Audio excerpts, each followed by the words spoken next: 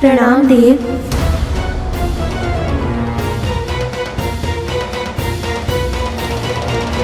बिना अनुमति मेरे दरबार में घुसने का दुस्साहस। सूर्यदेव, जो अधिकार आपकी उष्मा का समुद्र के जल पर होता है, जो अधिकार बादलों से बरसते हुए जल का पृथ्वी की मिट्टी पर होता है, वही अधिकार एक प्रेयसी का उसकी प्रेमी पर भी होता है। मैं देवी छाया और आपका पुत्र शनि हूँ, और आज यहाँ अपनी माँ को इनका अधिकार दिलाने आया हूँ। उतना ही अधिकार जितना माता संज्ञा का है इस सूर्यलोक पर और आप पर।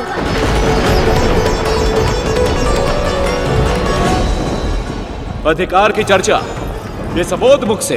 तुझे अधिकार किसने दिया बालक कि मुझ तक और मेरे लोक तक आने का दुस्साहस करे?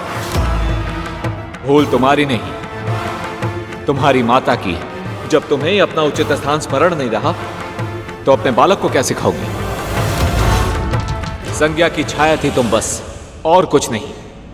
ना तुम्हारा कोई अस्तित्व था, ना कोई आकार। योग, संयोग, कष्ट, सुख, वेदना, दुख, अपमान, सम्मान, कोई भावना नहीं थी तुम में। चेतना से शून्य थी तुम, बिल्कुल जड़। संज्ञा ने तुम्हें अपनी दासी, अपनी सेविका के रूप में जन्म दिया। ये साकार रूप दिया केवल इसलिए कि ये मेरा विकराल ताप सहन नहीं कर पा रही थी, इसलिए नहीं कि तुम इनके ही अधिकार का हरण कर लो। मुझे प्रेम करने का अधिकार तुम्हें नहीं था छाया। सत्य तो यह है कि जब संज्ञा मेरे पास लौट आई थी तो तुम्हें फिर से इनमें समा जाना चाहिए था। तुम्हारी रचना एक विशेष उद्देश्य के लिए की गई थी। यदि वो उद्देश्य ही समाप्त हो गया तो तुम्हारा अस्तित्व भी समाप्त हो जाना चाहिए था। पर तुमने ऐसा नहीं किया, क्योंकि तुम भी जानती थी संज्ञा जैसी पवित्र स्त्री में वापस समा जाने का अधिकार तुम खो चुकी हो।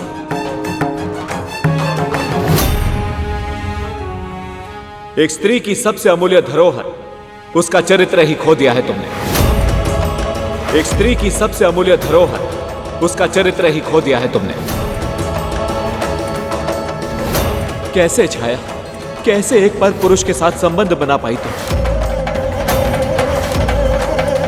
कैसे उस पुरुष की सैया सुसज्जित कर पाई जिस पर तुम्हारा कोई अधिकार ही नहीं? इस संपूर्ण सृष्टि में स्त्री के लिए जो सबसे बड़ा पाप है, वो पाप किया है तुमने।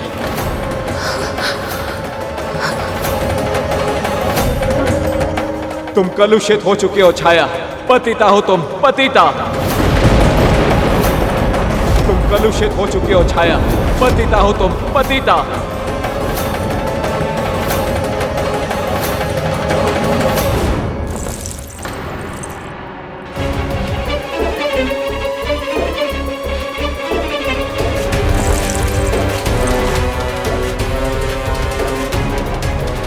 आगे बोलो।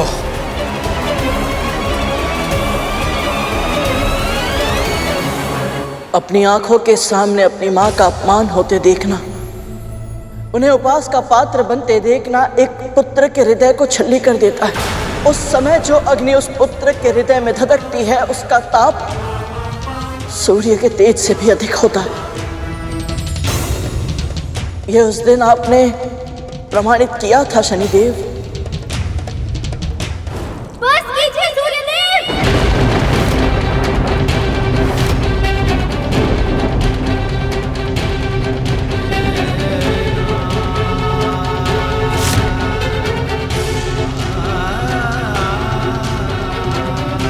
यदि मेरी माँ का स्वतंत्र अस्तित्व नहीं था तो अपना चरित्र कैसे खोया इन्होंने?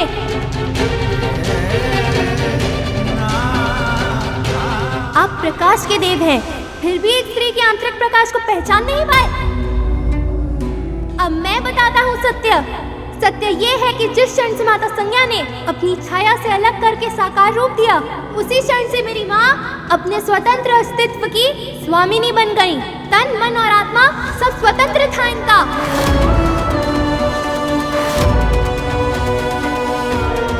इन्हीं के मनोभावों से संचालित वियोग, संयोग, कष्ट, सुख, वेदना, प्रेम सभी भावनाएं थी इनके मन में। इसलिए आपकी सेवा करते करते इनके मन में आपके प्रति आकर्षण उत्पन्न हुआ। फिर प्रेम हो जाना तो स्वाभाविक ही था,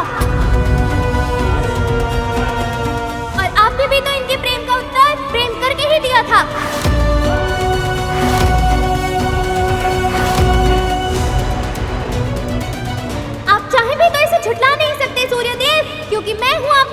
प्रेम का प्रमाण।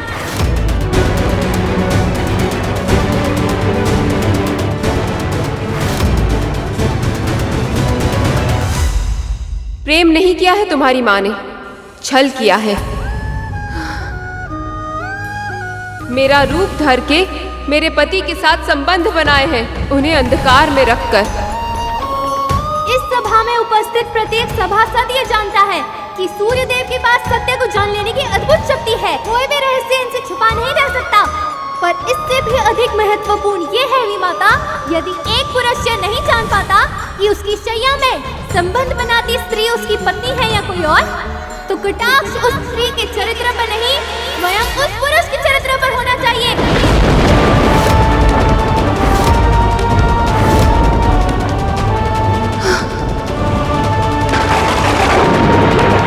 तो कटाक्ष उस स्त्री के चरित्र पर नहीं, स्वयं उस पुरुष के चरित्र पर होना चाहिए। ऐसे दुर्वचन कहने वाला मूड मेरा पुत्र नहीं हो सकता। ना इसका रंग रूप मुझसे मिलता है, ना कोई गुण, न जाने किसके साथ अवैध संबंधों का परिणाम है ये बात। न जाने किसके साथ अवैध संबंधों का परिणाम है ये बात। पर इतना स्पष्ट है कि ये बुद्धिहीन और तेजहीन है। मेरा पुत्र नहीं है ये, मेरा पुत्र नहीं है ये, मेरा पुत्र नहीं है ये।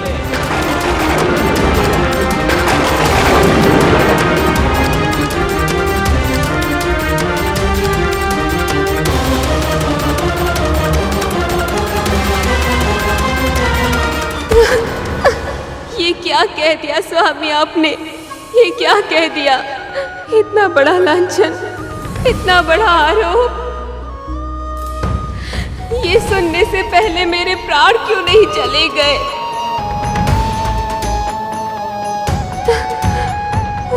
माँ, माँ, नहीं माँ, आप मत रोइए।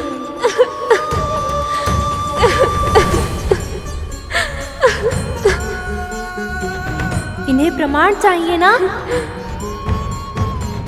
मैं देता हूँ इन्हें अपना प्रमाण। मेरा तेज देखना चाहते हैं ये? अब मैं दिखाऊंगा इन्हें अपना तेज।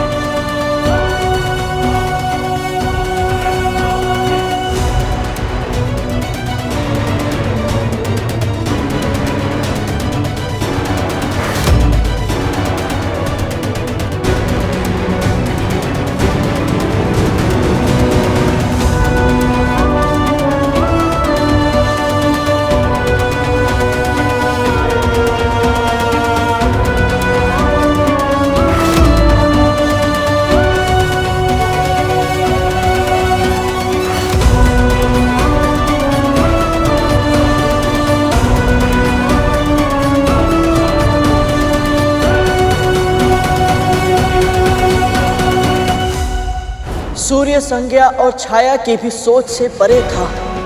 ये बालक ऐसी शक्ति साधेगा कि सूर्य संज्ञा शून्य हो जाएंगे, हर सभासद भौचक रह जाएगा।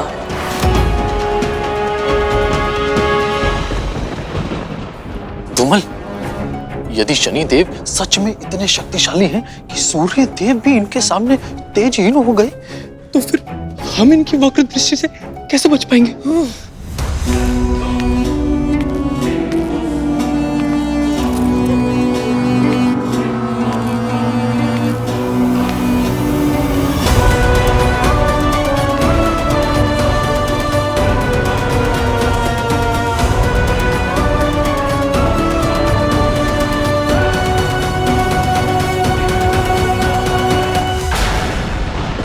क्या हुआ गुरु?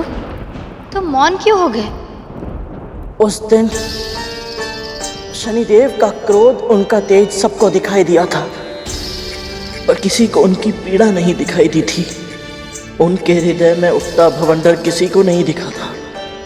संसार में ऐसा कोई पुत्र नहीं है जो अपने पिता का अनादर करना चाहता हो, पर अपने मां के सम्मान के लिए शनिदेव को अपने पिता के विरुद्ध सर उठाना पड़ा। इस बात की पीड़ा कितना दंश देती है, ये कोई और नहीं समझ सकता।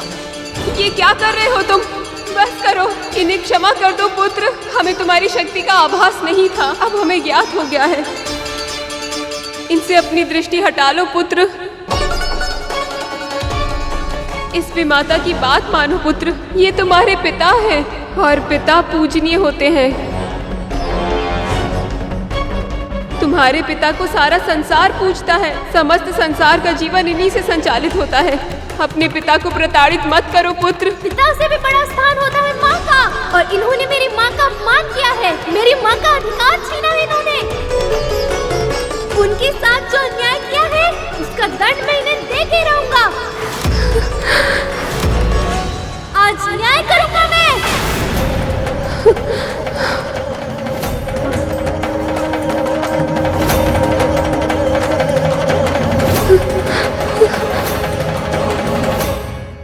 बस कर शनि।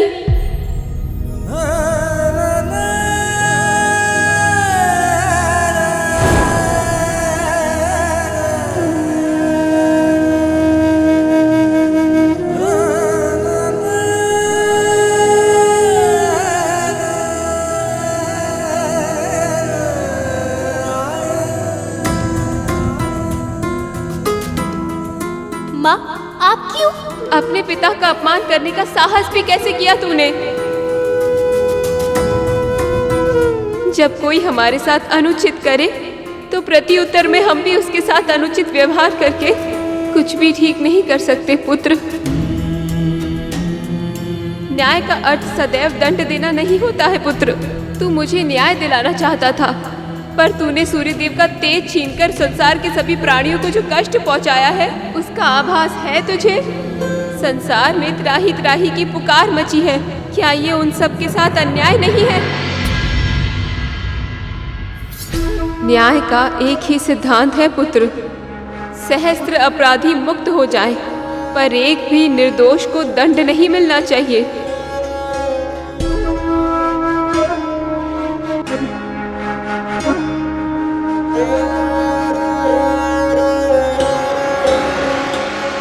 मुझसे बहुत बड़ी भूल हो गई माँ, मुझे क्षमा मुझसे नहीं, अपने पिता से मांग।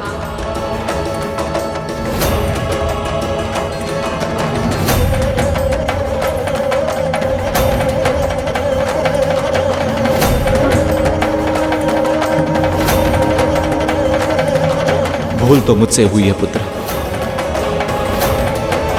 देवी छाया, मैं आपको अपनी पत्नी के रूप में और शनि को अपने पुत्र के रूप में स्वीकार करता हूं।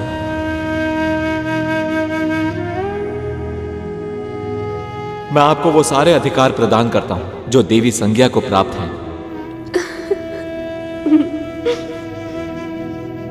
छाया, मेरी बहन, मेरे अपमान भरे व्यवहार को भुलाना तुम्हारे लिए असंभव है, लेकिन फिर भी हो सके तो मुझे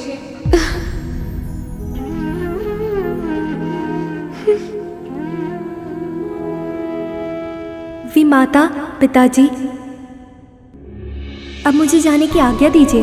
तुम अभी अभी तो मिले हो पुत्र, इतने शीघ्र कहाँ जाओगे? मैं तपस्या करना चाहता हूँ पिताजी, ताकि अपनी शक्तियों का प्रयोग मैं संसार के कल्याण के लिए कर पाऊँ, एक ऐसा पुत्र बन पाऊँ जिस पर आपको और मेरी दोनों माताओं को गर्व हो।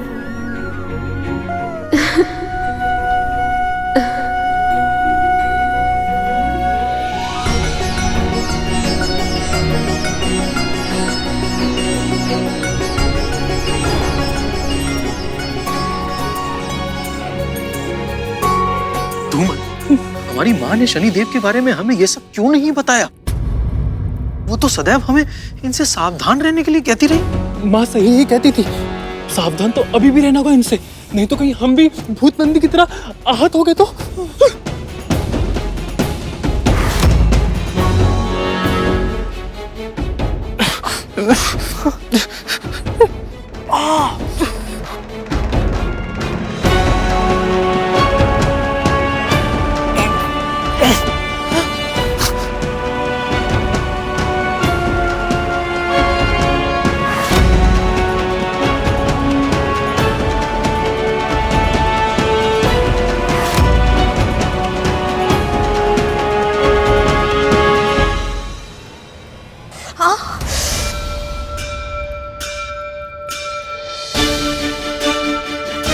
क्या हुआ? मेरी अस्थि में अचानक बहुत तीव्र पीड़ा हुई।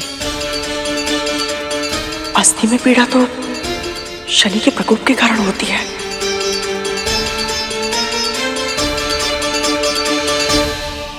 कहीं ऐसा तो नहीं कि गरुड़ की पीड़ा का आभास तुझे हो रहा है?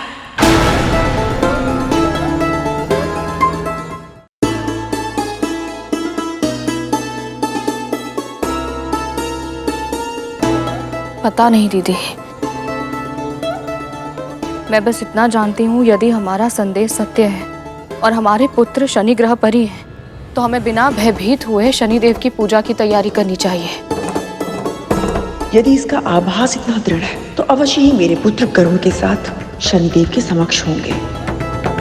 हमें उड़द दाल, काले तिल, नीलम, काली गाय और भैंस का दान किसी निर्धन ब्राह्मण को करना चाहिए। पूरे हृदय से उन्हें भोजन कराना चाहिए और श्वान को दही चावल भी खिलाने चाहिए।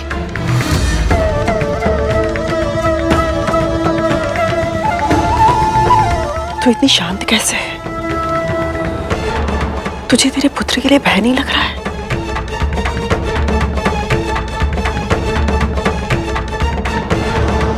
यदि शनिदेव मेरे पुत्र को कोई कष्ट देते हैं तो वो उसके कर्मों का ही फल होगा।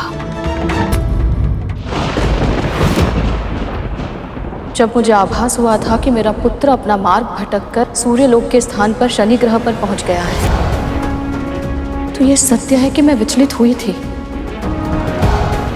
पर शनि के प्रकोप से स्वयं महादेव को भी वृक्ष के कोटर में छुपना पड़ा था।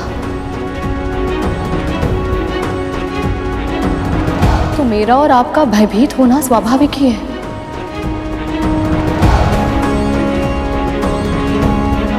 पर जो हो रहा है वो हमारे नियंत्रण में नहीं है। यदि गरुड़ वहां तक पहुंचा है तो इसमें भी श्री विष्णु की ही इच्छा होगी।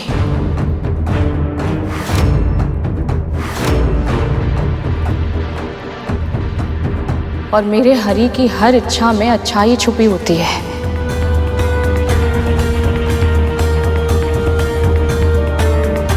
एक माँ होने के नाते मुझे अपने दिए हुए संस्कारों पर, अपने पालन पोषण पर पूरा विश्वास है। मेरे पुत्र ने ऐसा कोई कार्य नहीं किया होगा जिससे शनि देव को उसे दंड देना पड़े। इसलिए मुझे कोई भय नहीं लग रहा।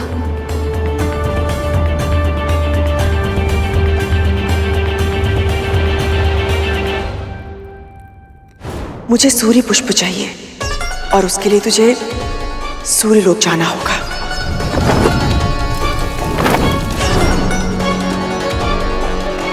क्या हुआ, आप किस सोच में पड़ गई?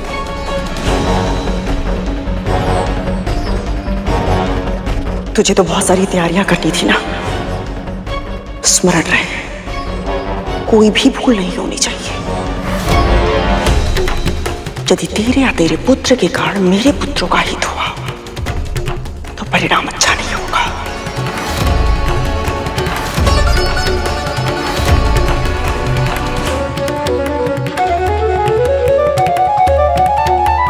माँ, आपके संस्कारों को मैं हमेशा स्मरण रखूंगा, चाहे मेरे प्राण ही क्यों न चले जाएं। आपको कहीं भी शीश झुकाने का अवसर नहीं दूंगा।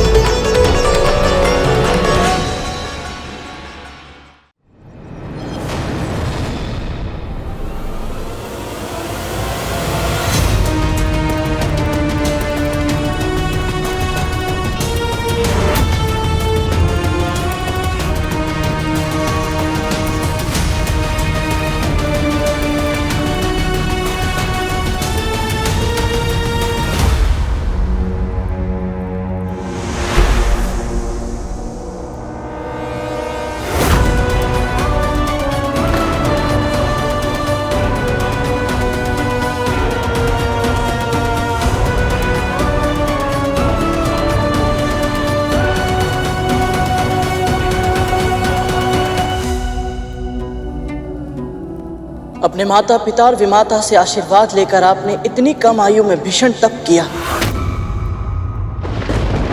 ओम नमः शिवाय, ओम नमः शिवाय, ओम नमः शिवाय, ओम नमः शिवाय, ओम नमः शिवाय, ओम नमः शिवाय, ओम नमः शिवाय, ओम नमः शिवाय, ओम नमः शिवाय, ओम नमः शिवाय। छायापुत्र शनि,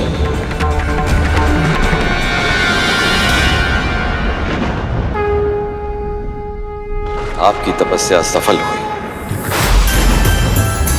महादेव,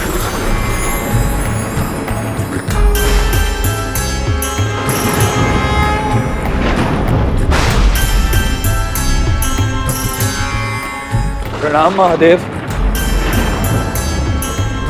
मैं आपकी भक्ति से अत्यधिक प्रसन्न हूं। आप निर्दोष हैं, स्वभाव से निष्पक्ष हैं। इसीलिए पृथ्वी पे जन्म लेने वाले सभी व्यक्तियों को उनके कर्म अनुसार फल देने का कार्यभार मैं आपको सौंपता हूं।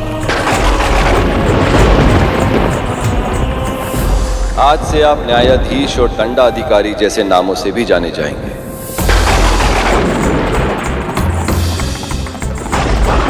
आपका धर्म होगा प्रत्येक प्राणी को उसके कर्म के अनुरूप न्याय और दंड देके उन्हें और पाप करने से रोकना, ताकि वो अपने जीवन को मोक्ष की ओर अग्रसर कर सके।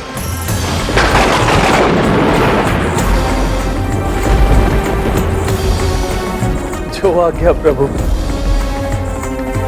इससे पहले कि आप किसी और के साथ न्याय करें, आवश्यक है कि मैं आपके साथ न्याय करूं। जन्म के बाद से ही आप अपने पिता से दूर रहे, इसीलिए मैं आपको सौर मंडल के ग्रहों में स्थान देता हूं।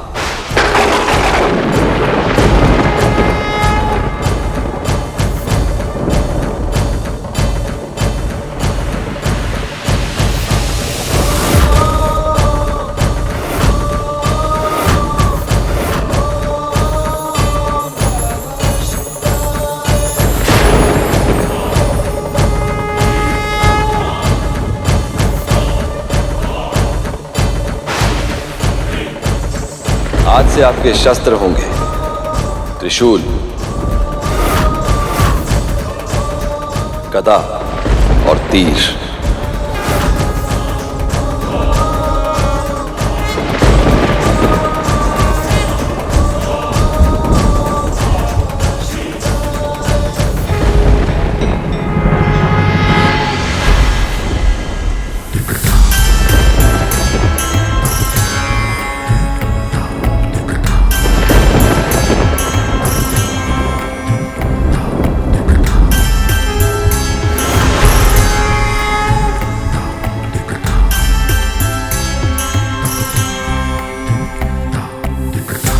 महादेव की जय हो। महादेव की जय हो। महादेव की जय हो।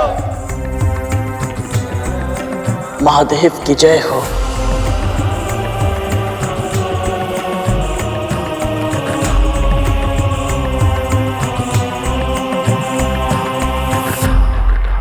जब शिव से ही वरदान मिला तो मन में ये विश्वास जगा, पिता से होगी भेंट तो मिलेगा स्नेह जो अब तक ना मिला। और एक बार फिर आपके हाथ आई तो केवल और केवल फिर निराशा। पिता में स्नेह का भाव था, न मिटा आपके भीतर का कुहासा। सूर्य का तेज समाप्त किया था आपने प्रथम भेंट में ही, जिस कारण उनके हृदय में अविश्वास था, संदेह था।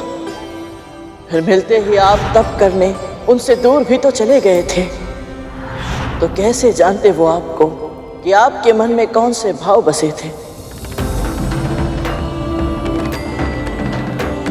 सौर मंडल के शेष ग्रह भी आपकी तपस्या के बाद मिले वरदान से आशंकित थे। आपकी शक्ति की कथाएं सुन चुके थे, भयभीत वो आपसे दूर रहना चाहते थे। मन, व्यक्तित्व, विचार, व्यवहार से आप क्या है ना वो समझते थे और ना वो समझना चाहते थे। इसीलिए आप जब सूर्यदेव के दरबार में पहुंचे तो देखा कि नियति ने फिर आपको छला है। अब विलंब हो चुका है। मंगल, बुध, बृहस्पति, शुक्र, सौर मंडल का हर एक ग्रह पहले ही सूर्य के निकट अपना स्थान ग्रहण कर चुका है।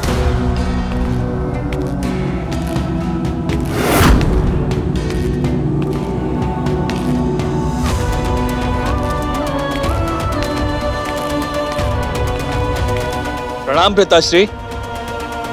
आओ शनि, अपना स्थान ग्रहण करो।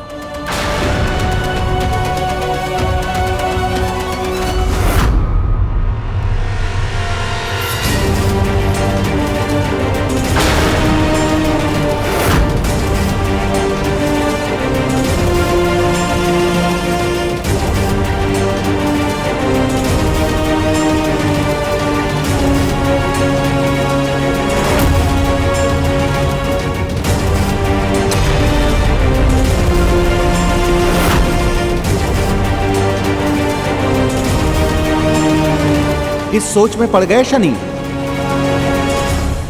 अपने आसन को लौह का बना देखकर आश्चर्यचकित हो रहे हो। वैसे तुम्हारे रंग, रूप और व्यक्तित्व के अनुसार ही आसन है। तुम्हें अच्छा तो लगा ना शनि? यदि ना लगा हो तो फिर क्रोध में आकर अपनी वक्र दृष्टि से भस्म नहीं कर देना।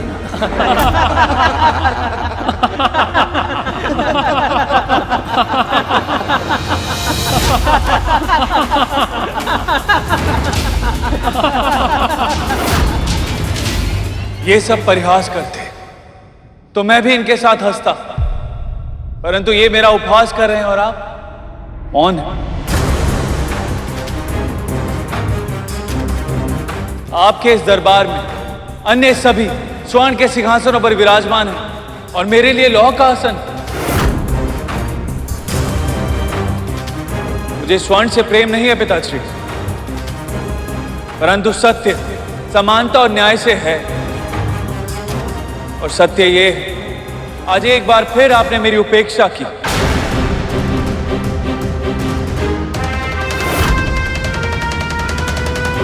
कोई बात नहीं पिताश्री, महादेव ने मुझे कर्मफल का न्यायाधीश और दंडाधिकारी घोषित किया है और अपने कर्म से मैं समस्त संसार में सर्वोच्च स्थान प्राप्त करूंगा और ये मेरी प्रतिज्ञा है पिताश्री।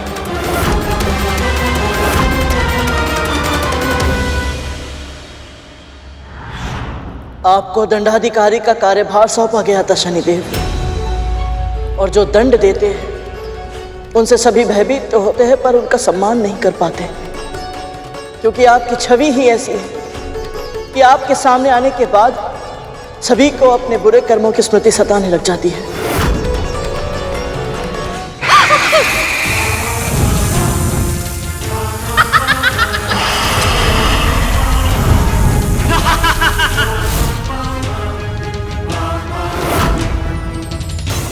समय आया और आपका विवाह चित्ररथ की पुत्री देवी धामिनी के साथ होना तय हुआ, पर तब भी आपके साथ थी तो केवल मां छाया।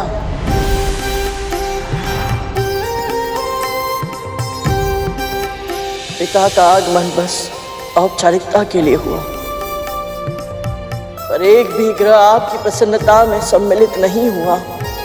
वो अपमान भी आपने जिया और देवी से गंधर्व विवाह किया।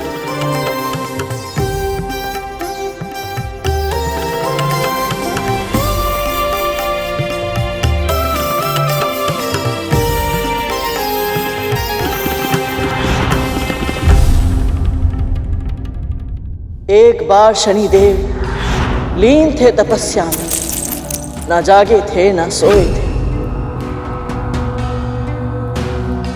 श्रृंगार कर पत्नी निकट आई, पर पति तो ईश साधना में खोए थे।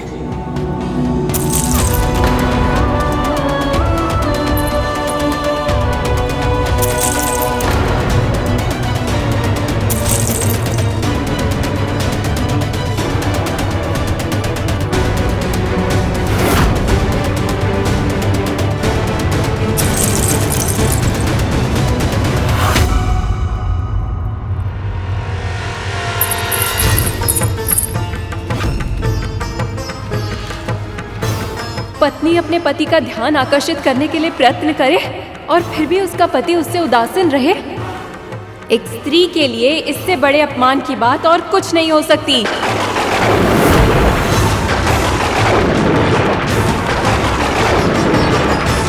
इतने उमंगों के साथ विवाह किया था मैंने आपसे। कल्पना भी नहीं की थी कि मेरी इच्छाओं का ऐसे दमन होगा। यदि आपके मन में मेरे लिए इतना भी प्रेम नहीं है कि एक बार अपने नेत्र उठाकर मुझे देख ही ले, तो क्या लाभ है ऐसे नेत्रों का? यदि 16 श्रृंगार करने के बाद भी आपकी दृष्टि मुझे नहीं देख सकती, तो व्यर्थ है ऐसा जीवन। और व्यर्थ है आपकी ऐसी दृष्टि। इसलिए मैं पतिव्रता धामिनी अपने सतीत्व के सभी पुण्यों को साक्षी मानकर आपको श्राप देती हूँ कि आज के बाद आपकी दृष्टि जिस पर भी पड़े उसका सर्वनाश हो जाएगा।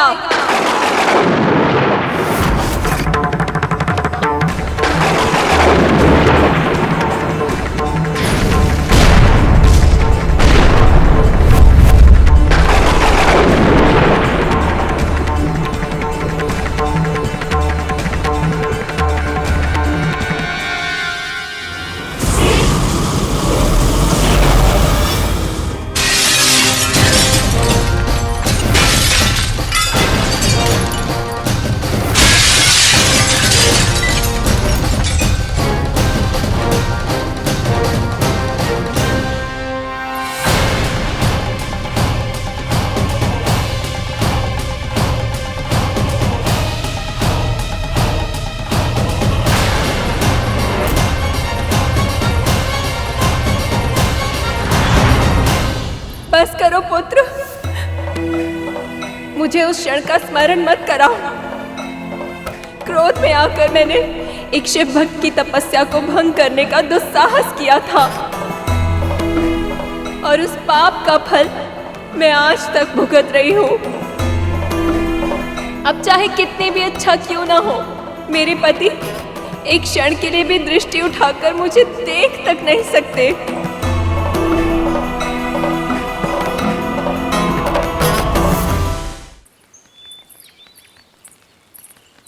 तिल के लड्डू बन गए हैं ना?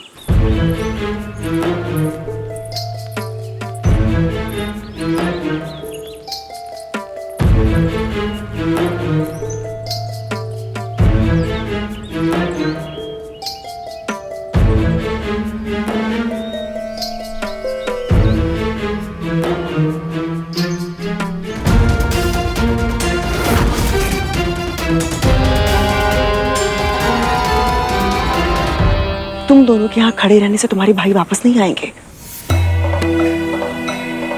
जाओ दान की वस्तु भी लेकर आओ, पूजा के बाद दान करना है। जी माँ, अभी लाए।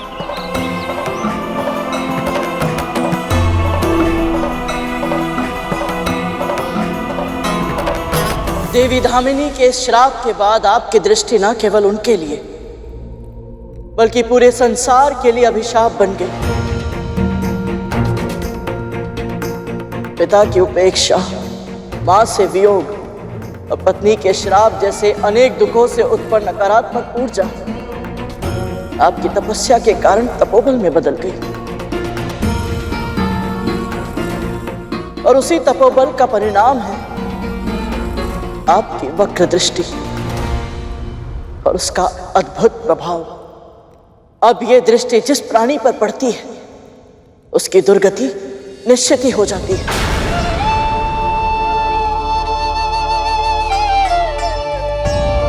जीवन की विपरीत परिस्थितियों ने आपको कठोर तो अवश्य बनाया प्रभु, पर क्रूर नहीं बना पाई।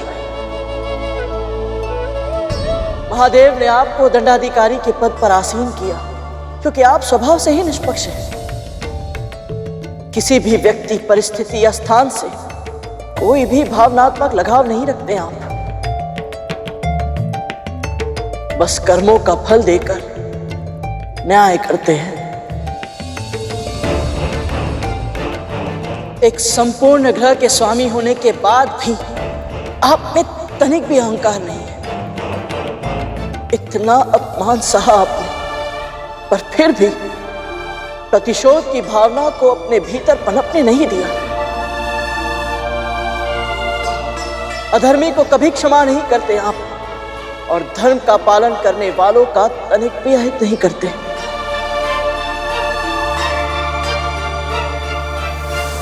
आपकी वक्र दृष्टि प्रभावी है, बहुत प्रभावी है, पर उससे भी अधिक प्रभावशाली है आपकी कृपा दृष्टि। आपकी कृपा का आशीर्वाद जिसे भी मिल जाए उसे धन, धान, समृद्धि, ऐश्वर्य सब कुछ अपने आप मिल जाता है। इसीलिए मैं जानता हूं प्रभु, आप संकट कारक नहीं हैं। मैं आपको नमन करता हूं प्रभु।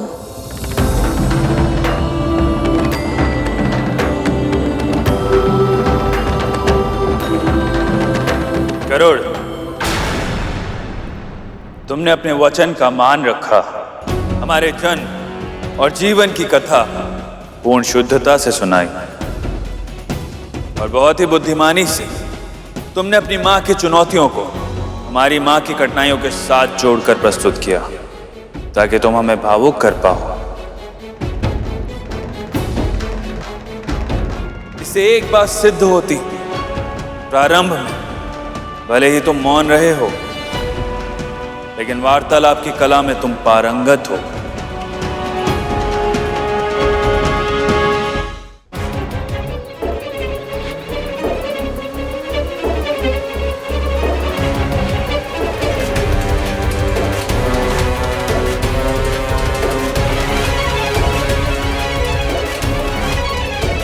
गरुड़, क्या हुआ? तुझे कोई संकेत मिला? संकेत नहीं मिला दीदी, वो स्वयं दिखा मुझे अभी अभी एक पल के लिए इस दिए में।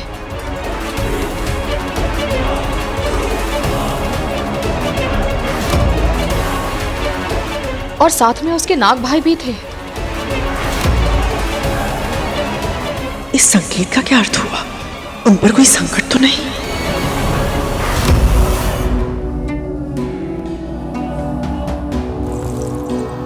और यदि तुम्हें प्रतीत हो रहा है कि तुम्हारी ये कला तुम्हें सुरक्षित रख सकती है, तो ये तुम्हारी बहुत बड़ी भूल है गरुड़। महाराज, मैं आपसे विनती करती हूँ, आप इन सभी पे अपनी कृपा कीजिए। मैं आपकी एक इच्छा पहले ही पूर्ण कर चुका हूं देवी। हम सब ने गरुड़ को सुना है, परंतु हमारी व्यक्तिगत भावनाएं न्याय के मार्ग में अवरोध नहीं उत्पन्न कर सकती। मैं अपने धर्म का पालन करूंगा देवी, और शनि दरबार में इन सब के भाग्य का निर्धारण भी वैसे ही होगा जैसे आज तक होता आया है, उचित प्रक्रिया के माध्यम से। मैं तुम सबके हृदय, आत्मा और मस्तिष्क की गहराइयों में झांकूंगा।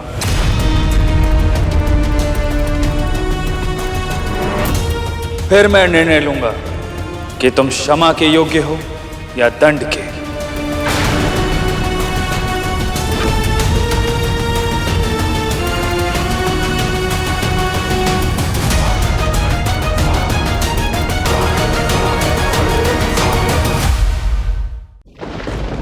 महाराज, गरुड़ के संस्कार तो आप देख ही चुके हैं, और शेष उन्हीं के भाई हैं। मैं आपसे विनती करती हूँ, आप इन सभी पे अपनी कृपा कीजिए।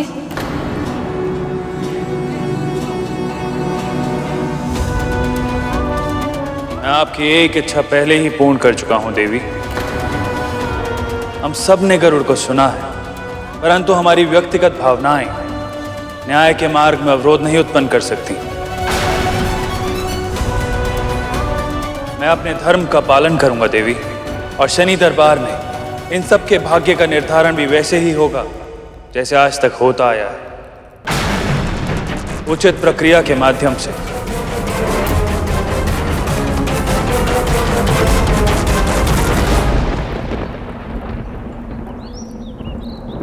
मुझे कुछ क्यों नहीं दिख रहा है? मेरे पुत्र क्यों नहीं दिखाई दे रहे मुझे? मौन क्यों है तू? क्या दिखा तुझे? और तो कुछ नहीं दिखा, पर इतना आभास अवश्य हुआ कि हमारे पुत्रों को अब कोई कठिन परीक्षा देनी होगी। यदि वो उसमें सफल हो गए तो हमारे पास वो निश्चित ही सुरक्षित लौट आएंगे। और यदि सफल नहीं हुई तो? हे प्रभु, मेरे पुत्र वापस आ जाए सुरक्षित, बिना आहित हुए।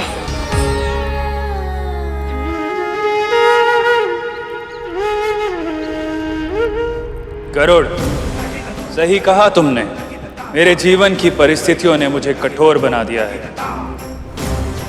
परंतु ये कठोर आज तुम्हें केवल इसलिए क्षमा नहीं करेगा क्योंकि तुमने अपनी माँ की कथा स्मरण करके हमें सुनाई है। मैं तुम सबके हृदय, आत्मा और मस्तिष्क की गहराइयों में झांकूंगा।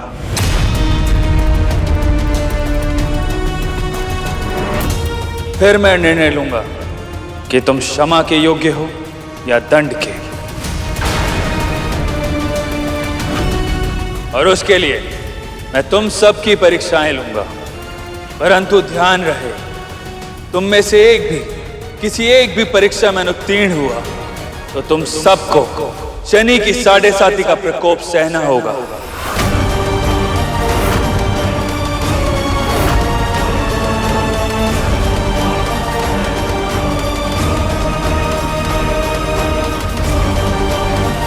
मैं आप सबको सुरक्षित लेकर जाऊंगा यहां से। विपदा में व्यक्तित्व निखरता है गरुड़, इसलिए सामने कितना भी घनघोर संकट क्यों ना आए, तू सदैव अपने आदर्शों पर अडिग रहना। यदि तू ऐसा कर पाया तो अपने आप संसार के लिए वंदनीय बन जाएगा। देव, मेरी माँ कहती है कि परीक्षा से कभी भी भयभीत नहीं होना चाहिए, क्योंकि यदि तुम्हें सही उत्तर पता हो तो आत्मविश्वास बढ़ता है, यदि ना पता हो तो ज्ञान। इसीलिए आप कैसी भी परीक्षा क्यों ना लें, मैं तैयार और उत्सुक भी।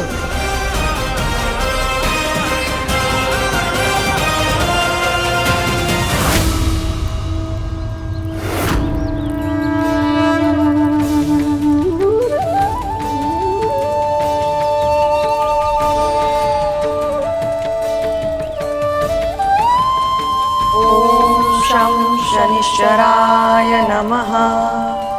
ओम शं शनिश्चराय नमः। ओम शं शनिश्चराय नमः। ओम शं शनिश्चराय नमः।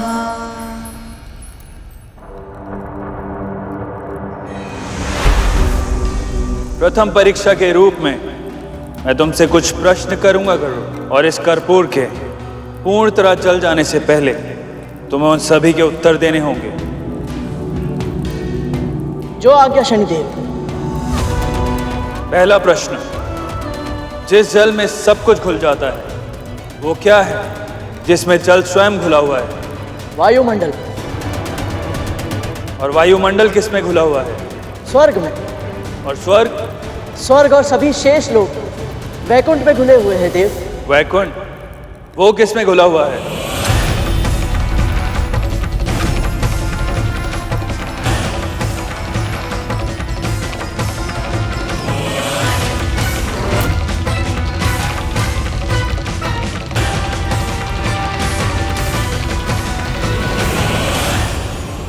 एक समय था जब कुछ भी नहीं था गरुड़, ना प्राणी, ना जीवन, ना जड़, ना चेतन। ये पृथ्वी भी नहीं थी और ये सृष्टि भी नहीं। ईश्वर से पहले कुछ था तो केवल ओम का स्वर। वही परम ब्रह्म है, उसी से संपूर्ण सृष्टि का जन्म हुआ है।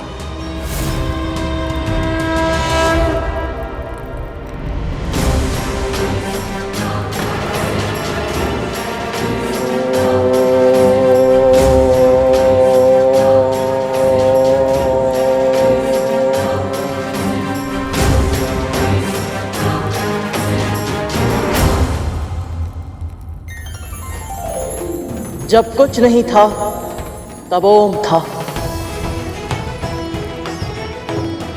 जब कुछ नहीं होगा तब भी ओम ही होगा, क्योंकि ओम ही परम ब्रह्म है।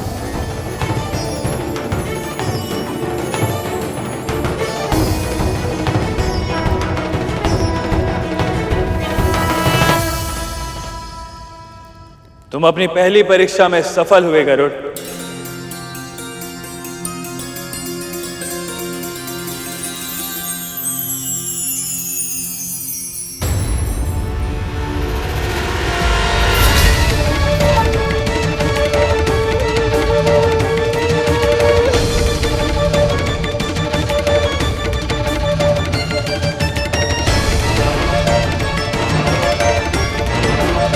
तो शनिदेव हमारी प्रार्थना स्वीकार कर ले और उनका कोई प्रभाव हमारे परिवार पे ना पड़े।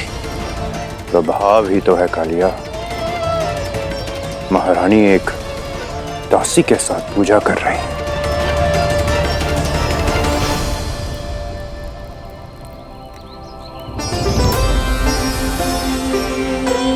ओम शं शनिश्चराय नमः। लगता है तुम्हारी माँ और विमाता को आभास हो चुका है कि तुम संकट में हो। उनकी प्रार्थनाओं की ध्वनि मुझ तक पहुंच रही है। ओम शं शनिश्चराय नमः। मां से कभी कुछ नहीं छिपता। न जाने कैसे वो मेरे बिना कुछ बताए सब कुछ जान जाती है। दूसरी परीक्षा और अधिक कठिन है गरुड़।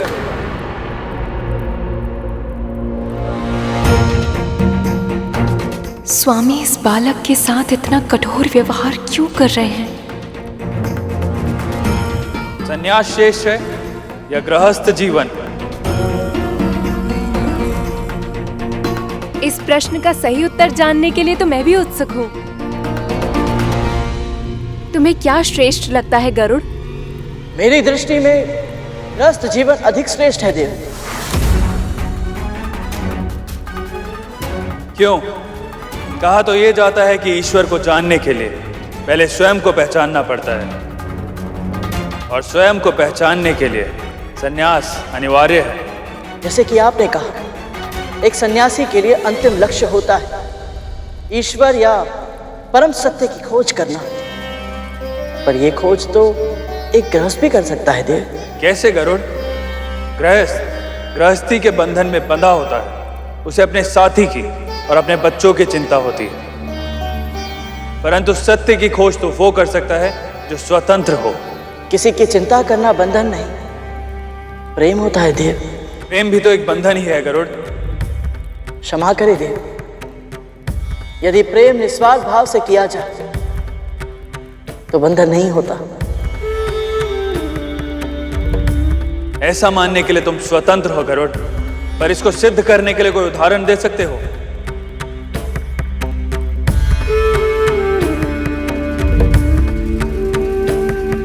अपने पिता सूर्यदेव का प्रेम देखिए शनिदेव।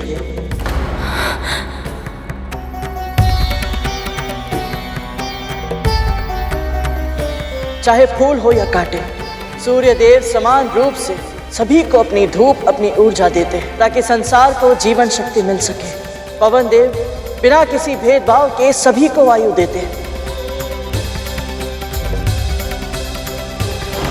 बादल वर्षा और चंद्रदेव शीतलता देते हैं। संपूर्ण प्रकृति हर क्षण अपने उदाहरण से हमें यही संदेश देती है कि प्रेम निस्वार्थ होना चाहिए। जैसे ये सब करते हैं, ये सभी अपना कर्तव्य बिना किसी अपेक्षा के निभाते हैं। इन्हें इसके बदले किसी से कुछ नहीं चाहिए, इसीलिए ये सब बंधन में नहीं है, पूरी तरह स्वतंत्र है। ऐसे ही जब एक गृहस्थ बिना किसी स्वार्थ के बदले में कुछ पाने की आशा के बिना अपने परिवार की चिंता करता है, उनके प्रति अपना कर्तव्य निभाता है, तो वो बंधन में नहीं रहता प्रभु। ऐसा गृहस्थ सहज प्रयास से ही परम सत्य अर्थात ईश्वर को पा लेता है। परंतु गरुड़, एक सन्यासी भी तपस्या करके ईश्वर को पा लेता है। तो गृहस्थ सर्वश्रेष्ठ कैसे हुआ? जब एक सन्यासी ईश्वर को ढूंढने के लिए धर्म के मार्ग पर चलता है तो वो अकेला रहता है, पर जब एक गृहस्थ भक्ति के मार्ग पर चलता है तो उसके साथ पूरा कुटुंब ईश्वर के पथ पर अग्रसर हो जाता है। सन्यासी का ज्ञान बस उसी तक सीमित रहता है और जो ज्ञान गृहस्थ अर्जित करता है उसे अपने परिवार के साथ, पास पड़ोसियों के साथ, संबंधियों के साथ बांटता है। उस कुटुंब की परंपरा के रूप में यह ज्ञान आने वाली कई पीढ़ियों तक पहुंचता है। इसीलिए मेरा मानना यह है देव कि सन्यासी आदरणीय होता है, पर उससे भी कहीं अधिक श्रेष्ठ गृहस्थ होता है।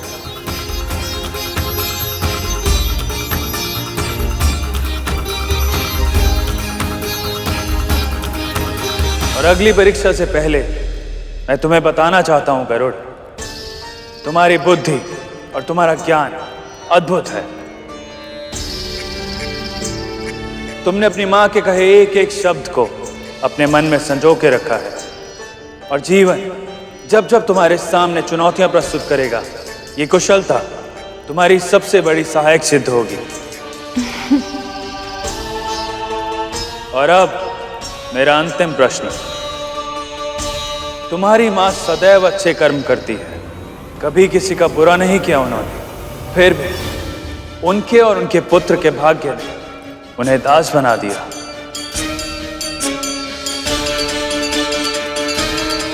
तो बताओ गरुड़, कर्म बड़ा हुआ या भाग्य?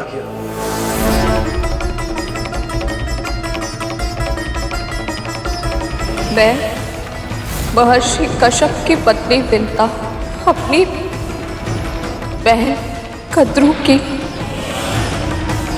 दास्ता स्वीकार करती हूँ। मैं महर्षि कश्यप और मां विंता का पुत्र गरुड़, मेरी विमाता महारानी कद्रू और उनके 1 सहस्त्र पुत्रों की दास्तां स्वीकार करता हूँ।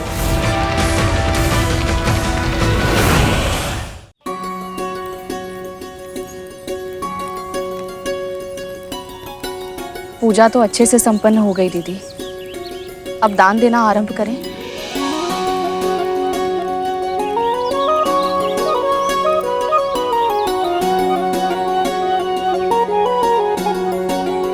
ये काली उड़द की दाल, काले तिल और नीलम रत्न है।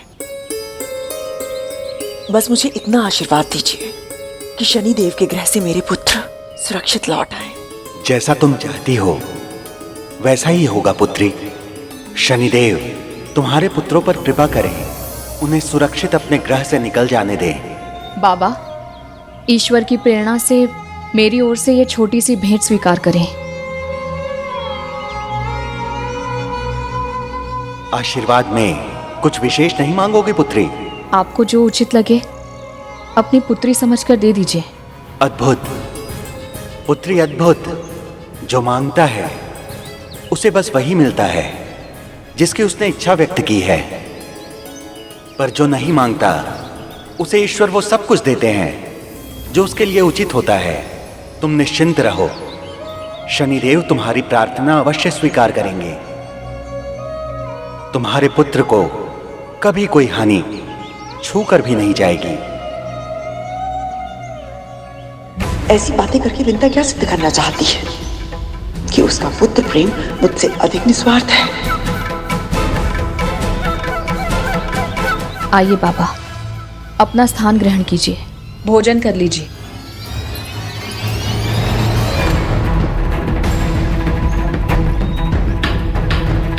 पशु आखिर पशु ही होते हैं, देख रहे हो भैया। इतने प्रेम से खिलाने का प्रयत्न कर रहा हूं, फिर भी नहीं खा रहा। अरे खा रे।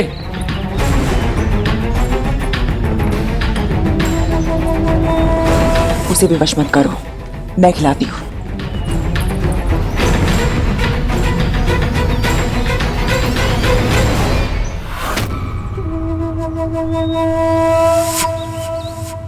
भोजन सामने है, पर पशु होकर भी खाने में कोई रुचि क्यों नहीं दिखा रहा है? यदि इसने भोजन ग्रहण नहीं किया तो इसका अर्थ होगा कि शनिदेव मेरी पूजा से प्रसन्न नहीं है, और यदि ऐसा हुआ तो मेरे पुत्र।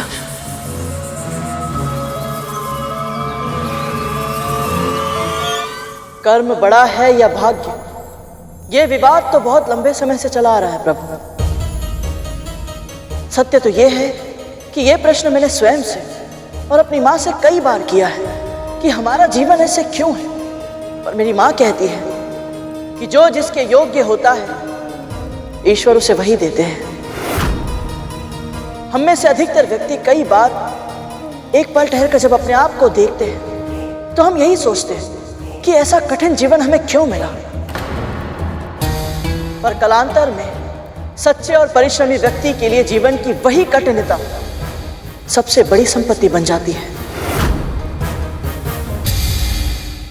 इसका सबसे बड़ा उदाहरण है मेरे अरुण भैया, जिनके भाग्य में अर्धविकसित अवस्था में जन्म लेना लिखा था।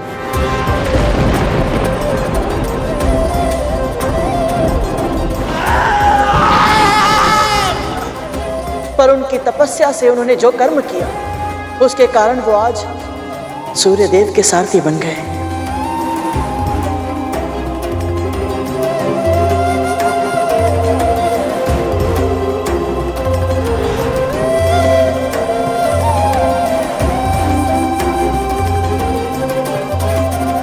इससे यही सिद्ध होता है देव कि भाग्य में जो लिखा है वो महत्वपूर्ण नहीं है। अधिक महत्वपूर्ण है भाग्य के प्रति हमारा दृष्टिकोण। मेरी माँ के भाग्य में दासी बनना लिखा था, पर उनके सोच विचार के ढंग ने उन्हें साध्वी बना दिया।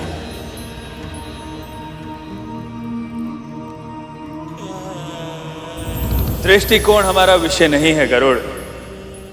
प्रश्न का उत्तर दो, कर्म बड़ा है या भाग्य?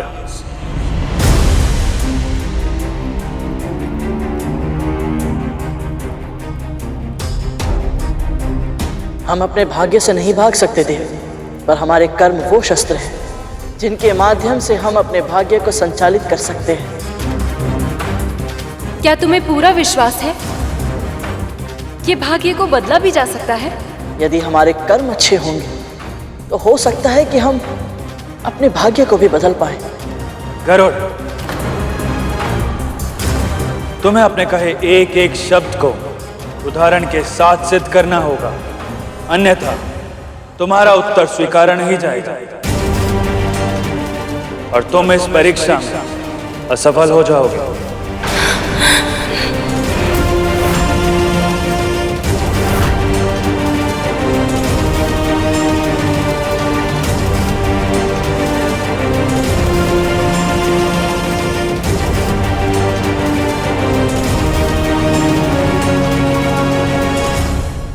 मेरी माँ ने बताया था कि एक बार माता लक्ष्मी ने श्री विष्णु से यही प्रश्न पूछा था। प्रभु विष्णु ने उन्हें एक दृश्य दिखाया जिसमें एक गाय दलदल में फंसी हुई थी। एक चोर को उधर से जाना था। वो चोर वो गाय के ऊपर पांव रखकर दलदल पार करके चला गया और उस दिन उस चोर को 4 स्वर्ण मुद्राएं मिली। फिर कुछ ही समय बाद वहां से एक निर्धन वृद्ध ब्राह्मण निकले। गाय को मृत्यु के मुंह में देखकर उनसे सहा नहीं गया। अशक्त होने के बाद भी उन्होंने अपना पूरा बल लगाया और एक रस्सी की सहायता से उस गाय की प्राण रक्षा कर ली। पर इस प्रयास से वो स्वयं नीचे गिर गए और उनके घुटनों में चोट लग गई। पर ऐसा क्यों? जिसने बुरा कर्म किया उसे पारिश्रमिक मिला और जिसने अच्छे कर्म किए उसे दंड। माता लक्ष्मी ने भी प्रभु विष्णु से यही प्रश्न किया।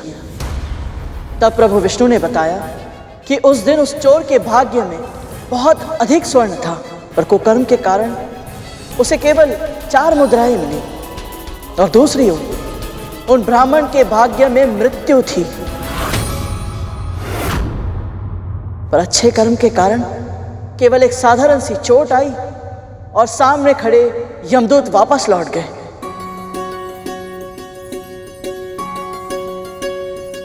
गरुड़, तुमने हमारे सभी प्रश्नों के सटीक उत्तर दिए। तुम इस परीक्षा में सफल हुए। हम तुमसे अति प्रसन्न हैं और वरदान देना चाहता हूं।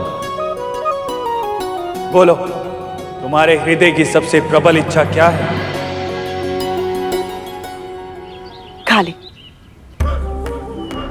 खा ले ना।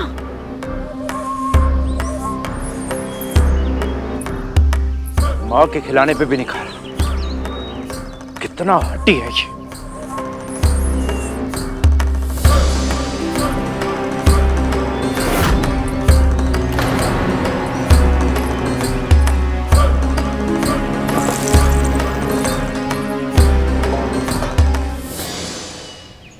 हमारी ओर से छोटी सी भेंट स्वीकार कीजिए और हमें आशीर्वाद दीजिए।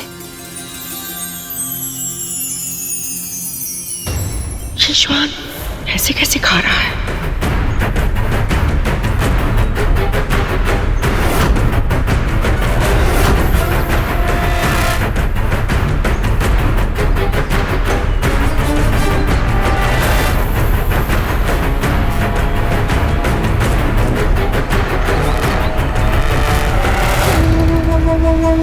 ये तो खाने लगा। आदेश और विनती का अंतर था दीदी। आदेश सुनते ही मन विरोध करना चाहता है, पर यदि कोई नम्र भाव से विनती करे तो हृदय उसे स्वीकार करके उस बात को मानने की प्रेरणा देता है। ज्ञान बांटने की कृपा ना करें। मैं केवल इतना चाहती हूँ कि मेरे पुत्र शनिदेव के वहां से वापस आ जाए।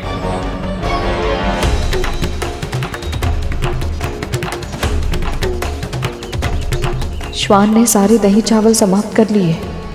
अब अवश्य ही शनिदेव कृपा करेंगे। अब सब ठीक होगा। आपने मुझे अपने वरदान के योग्य समझा। इससे अधिक प्रसन्नता की बात मेरे लिए और कुछ नहीं हो सकती देवी। पर इस समय मेरे मन में केवल एक ही इच्छा है कि आप मुझे और मेरे भाइयों को यहाँ से जाने की अनुमति दें, ताकि मैं बड़ी माँ के दिए कार्य को पूरा करके शीघ्र ही अपने घर लौट सकूं। यहाँ से जाने की अनुमति तो तुम्हें वैसे भी मिल जाती पुत्र। तुम कुछ अधिक, कुछ बड़ा भी तो मांग सकते थे। तुम चाहते तो अपनी माँ की मुक्ति का वरदान भी मांग सकते थे। क्षमा करें देवी,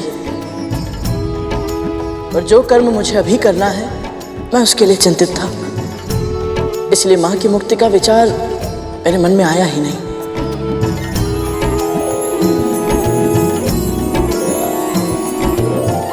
गरुड़, तुमने एक बार फिर हमें अपनी कर्तव्य निष्ठा से प्रभावित किया। जो पहले नहीं मांगा, चाहो तो अब मांग लो।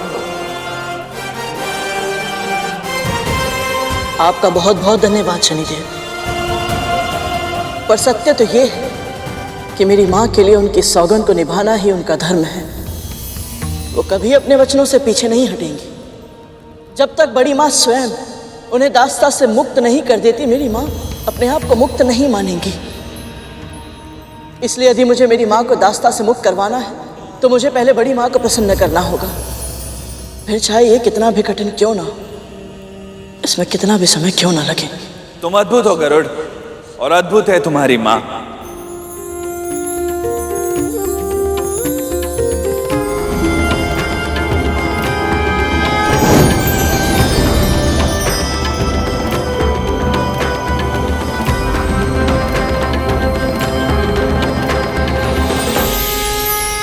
धूमल, मैं तो ठीक हूँ।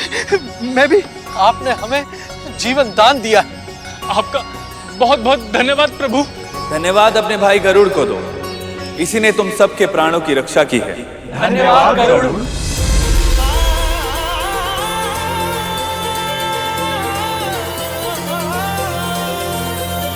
अब आज्ञा दीजिए शनिदेव।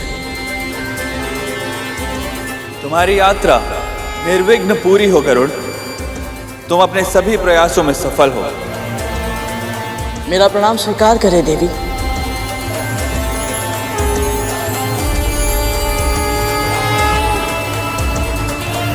ये तो तुम्हें दृष्टि उठाकर देख भी नहीं सकते, किंतु इनकी ओर से मैं तुम्हारी छवि अपनी आंखों में बसा रही हूँ। आज इनकी कथा को इतने सुंदर रूप से तुमने मेरे सामने प्रस्तुत करके मेरा तो हृदय ही जीत लिया है पुत्र। भविष्य में जब भी कोई शनिदेव की कथा कहेगा, मुझे तुम्हारी स्मृति आएगी पुत्र, और उसका कल्याण होगा। गरुड़, देवी धामिनी का आशीर्वाद अवश्य फलेगा। जब तुम सब मेरे बंदी थे तब तुम्हारी माओ ने पूरे विधि विधान के साथ मेरी स्थापना की, पूजा अर्चना की, ब्राह्मणों को दान दिए, काले श्वान को भोजन कर। ये उन्हीं की पूजा का फल है जो तुम सभी नाग भाई यहां से सुरक्षित लौट पा रहे हो। इस संसार में जब जब कोई माँ अपनी संतान की राशि से मेरी दृष्टि के प्रकोप को हटाने के लिए अच्छे कर्म करेंगी तो मैं उसका फल उस माँ और उनकी संतान को अवश्य दूंगा।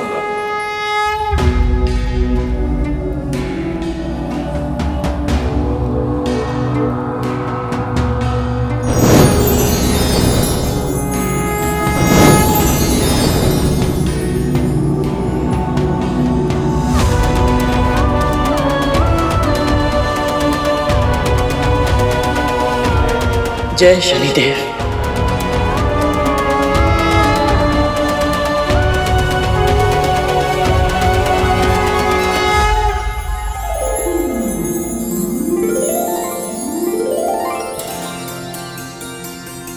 थोड़ा और लीजिए बाबा। बस पुत्री, पेट आवश्यकता से अधिक भर गया है और पेट से अधिक भर गया है मन। तुम्हारे सद्व्यवहार से आपने और श्वान ने मन भर के भोजन किया। ये अवश्य ही मेरे प्रभु का आशीर्वाद है। आप दोनों ने हमारा निमंत्रण स्वीकार किया, उसके लिए आपका बहुत बहुत धन्यवाद। आयुष्मान भव।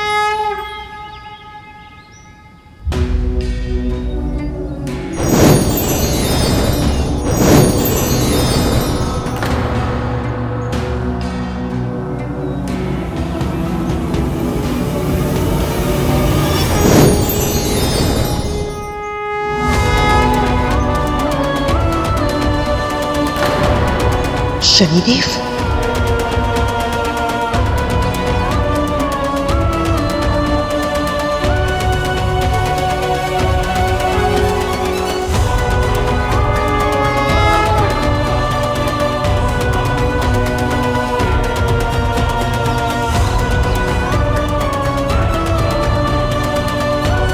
जिस तरह आपने मेरी पूजा की है और जिस तरह आपने अपने पुत्र का पालन पोषण किया है उससे हम अति प्रसन्न हुए देवी।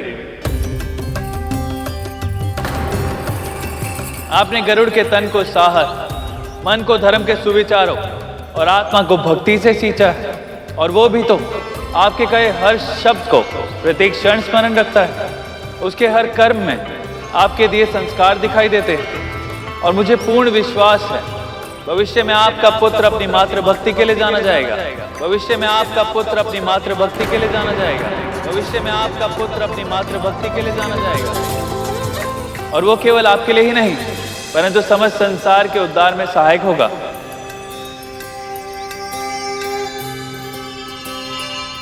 विरोधाभास देखिए देवी कद्रू, आपके पुत्र असभ्य पशुओं के समान हैं।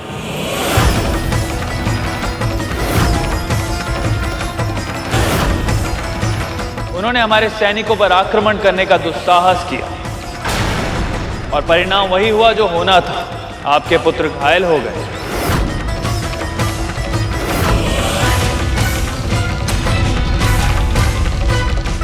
पर आप चिंता मत कीजिए, आपके पुत्रों की पीड़ा भी गरुड़ ने हरी।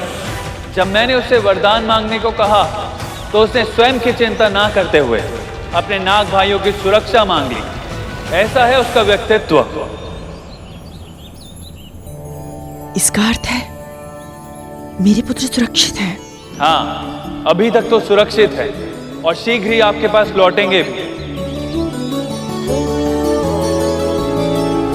परंतु यहां मैं आपको चेतावनी देने आया हूं देवी कद्रू। जो बीज आज आप बोएंगी कल वही वृक्ष बनेगा, और अभी भी समय है देवी कद्रू। देवी विंता और उनके पुत्र को कष्ट देने का पाप मत कीजिए। कहीं ऐसा ना हो कि आपके ही षड्यंत्रों की ज्वाला आपके सुख को जला के भस्म कर दे।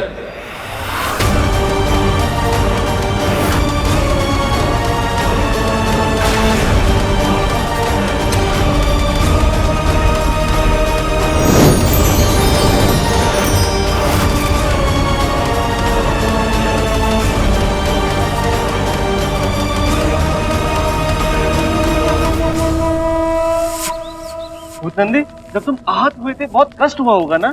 कष्ट ने बात भी मत कर तरकोटा, अब जा रहे हैं यहाँ से। शुभ शुभ बोल। ये गरुड़ कहाँ गया? अभी अभी तो यहीं था, फिर किधर गया ये?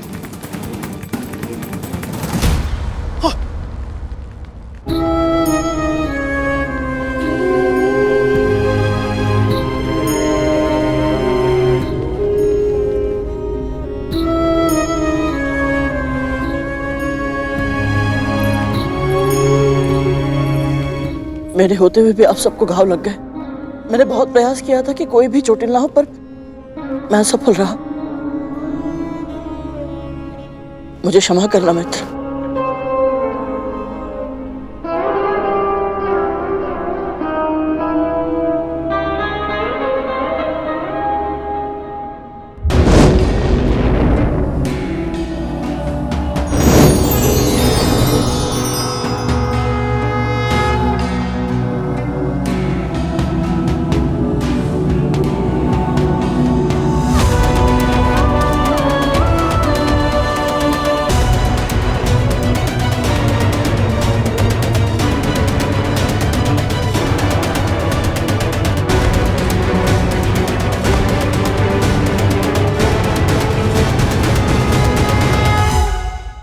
जो प्राणी विशेष नहीं होते, महत्वपूर्ण पदों पर आसीन नहीं होते, जो संसार में सबकी आंखों के सामने होते परंतु अधिकतर किसी को दिखाई नहीं देते, ऐसे साधारण जनों की सेवा कर तुमने मेरे हृदय में एक विशेष स्थान प्राप्त किया है गरुड़।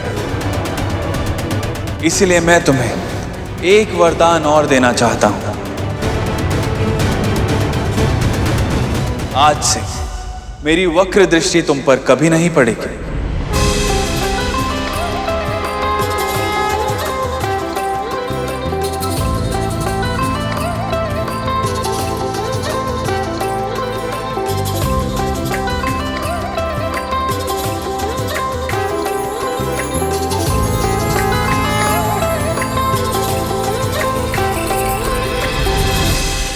दीदी, हमारे पुत्र स्वस्थ हैं, सुरक्षित हैं और शीघ्र ही हमारे पास लौट कर आ रहे हैं। स्वयं शनिदेव ने आकर हमें यह आश्वासन दिया है, इसलिए हमें वही करना चाहिए जो उन्होंने कहा है। मुझे क्या करना चाहिए और क्या नहीं करना चाहिए, इसका निर्णय तू सुनाएगी मुझे।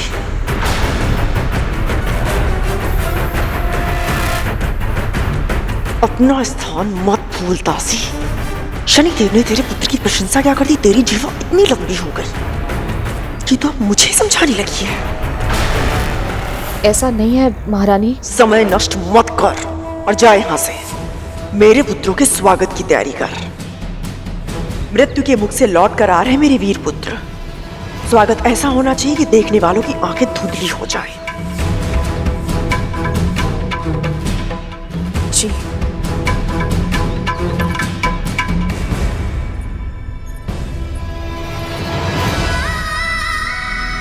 स्वयं शनिदेव ने समझाया, पर उनके वचनों को भी अनसुना कर दिया दीदी ने।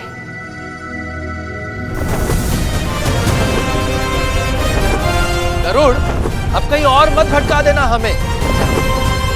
सीधा चलना और कहीं पर भी मत रुकना। हाँ, सीधा सूर्य लोग पहुंचकर ही सांस लेना, समझे या नहीं?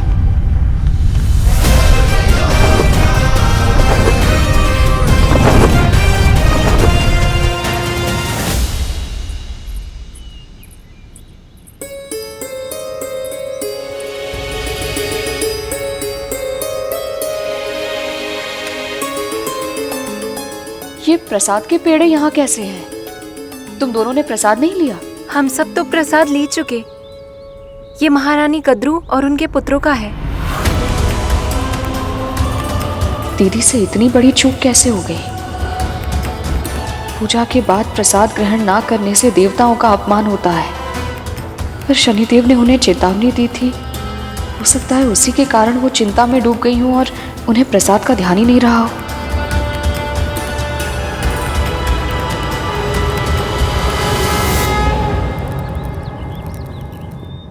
हे शनिदेव, दीदी और उनके पुत्रों से अनजाने में ये भूल हुई है, उन्हें क्षमा कर दीजिएगा।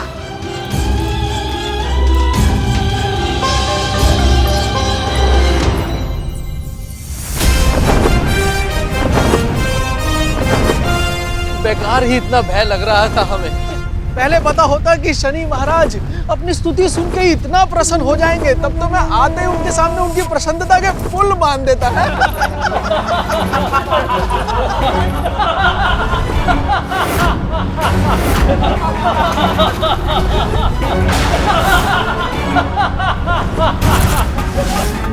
ये अन्य ग्रहों से कितना भिन्न दिखता है। अभी तो इसके पिता ने सौर मंडल में इतना अधिक दूर स्थान दिया है इसे।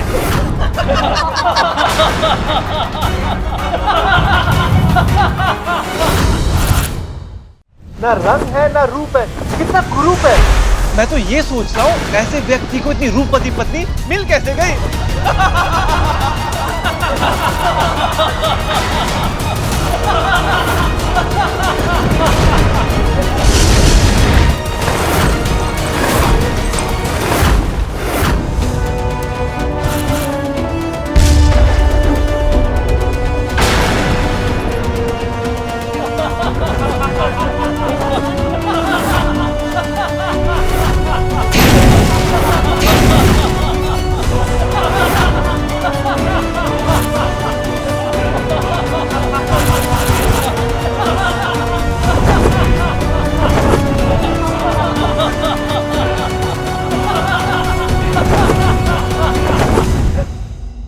इतनी बड़ी धृष्टता।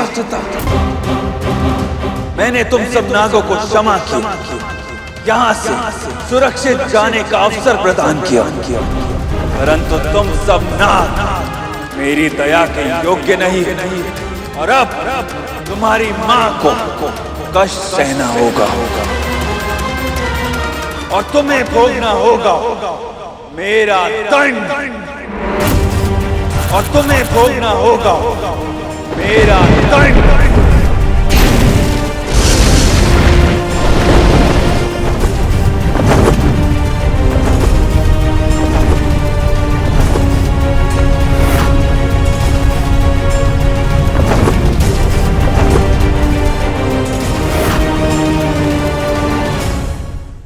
गरुड़ गरुड़ गरुड़, जिसने भी उसका भाग्य लिखा है, पता नहीं उसे हमसे क्या शत्रुता है।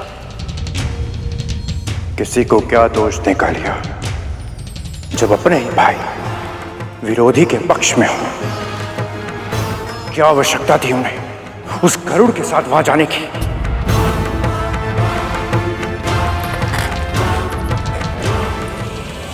अपने भाइयों को तो तुम नियंत्रण में कर लोगे, किंतु उस गरुड़ का क्या। अब तो विंता भी जानती कि मैंने उसे सूर्यलोक क्यों भेजा था। उसे मेरी चाल समझ आ चुकी है। अब वो पहले से अधिक सावधान रहेगी और उस गरुड़ को सतर्क कर देगी।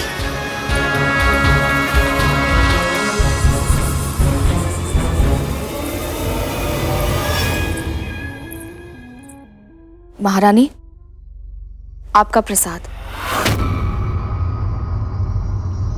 प्रसाद देने के बहाने हम पर दृष्टि रखने आई है। नहीं महारानी, मैं भला ऐसा क्यों। तेरे स्पष्टीकरण में रुचि नहीं है मुझे। प्रसाद रख और जा यहां से।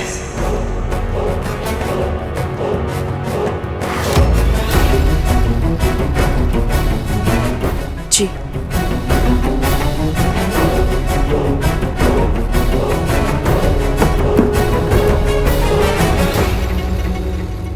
मेरे पुत्र शीघ्र ही यहां वापस लौट आएंगे। उनके स्वागत सत्कार के बाद मैं तेरे पुत्र से निपटूंगी।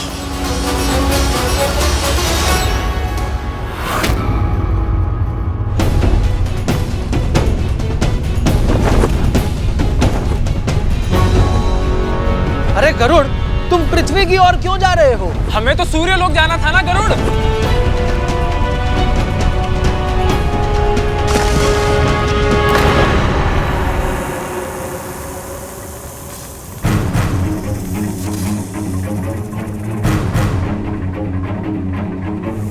तुम्हें कहा था ना हमने कि सूर्यलोक पहुंचने से पहले कहीं मत रुकना। भैया ये भी कहा था कि तीव्र गति से उड़ो और सीधे सूर्यलोक पहुंचकर ही रुकना। मैं आप सबको सूर्यलोक लेकर नहीं जा सकता।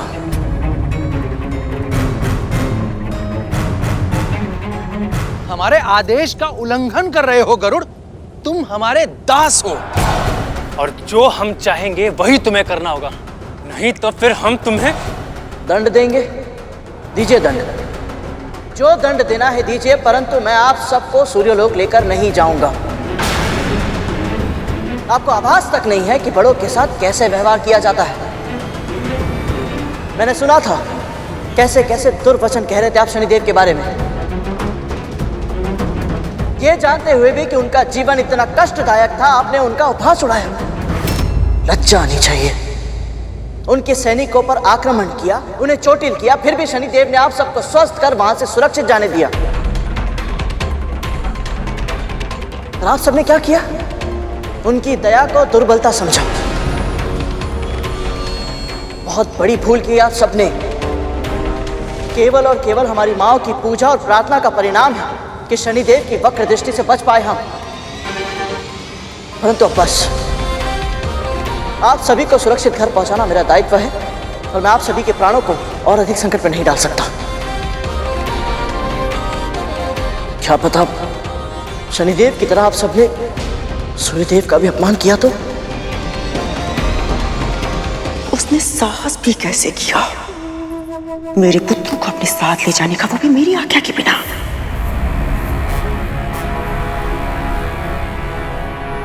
कुछ अधिक ही बुद्धिमान हो गया है वो। कल रात आया था मेरे पास तेरी मुक्ति की विनती करने,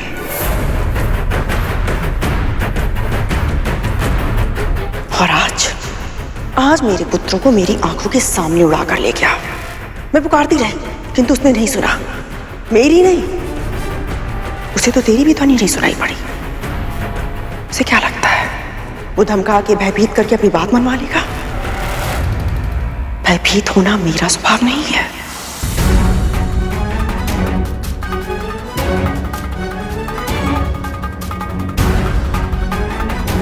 ऐसा नहीं है महारानी,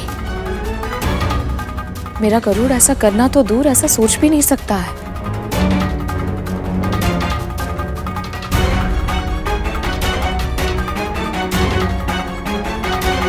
सब कुछ आप ही तय करेंगी दासी मां? गरुड़ क्या कर सकता है और क्या नहीं, ये तो हमें तय करने दीजिए दासी मां। आप समझी या नहीं?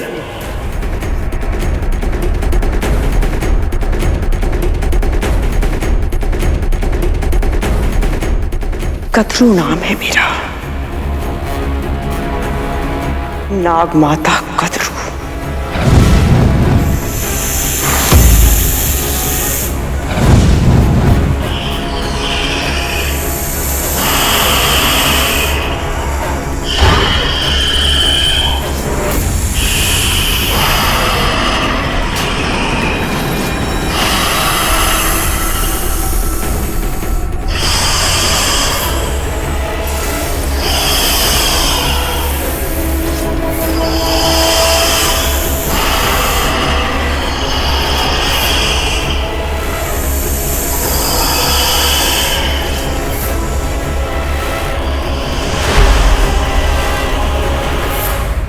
गरुड़, तुमने हमें हमारी भूल का आभास करा दिया है।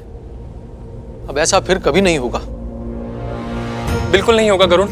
तुम अगर चाहोगे तो हम मौन धारण कर लेंगे, एक शब्द भी नहीं कहेंगे। मान जाओ ना गरुड़, अब से हम कुछ भी अनुचित नहीं कहेंगे। हाँ, बल्कि हम मानव रूप धारण ही नहीं करेंगे। नाग रूप में हम तुम्हारे पग में कहीं छुप कर बैठ जाएंगे ताकि हमारे अस्तित्व का पता ही ना चले। हमें बस दूर से देखने का आनंद लेने दो ना गरुड़। और धूमल भैया कह चुके हैं ना, हम मौन धारण कर लेंगे। इतने शांत कि तुम्हें पता ही नहीं चलेगा हम तुम्हारे साथ हैं। आप सब नहीं समझ रहे हैं, सूर्यलोक में पता नहीं माँ फिर हमें भ्रमण पे जाने की अनुमति देंगी भी या नहीं। तुम हमारे लिए इतना नहीं करोगे मेरे भाई?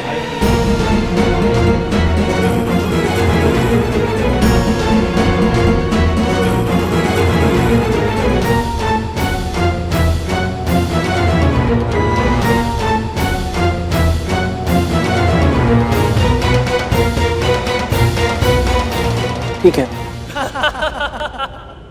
परंतु आप सबको एक वचन देना होगा। आप सब ऐसा कोई कार्य नहीं करेंगे, ऐसा कुछ नहीं कहेंगे जिससे हम पर संकट आए। हम वचन देते हैं।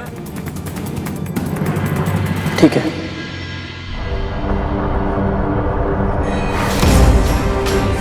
ना रंग है ना रूप है, कितना कुरूप है। मैं तो ये सोच रहा हूँ ऐसे व्यक्ति को इतनी रूपवती पत्नी मिल कैसे गई।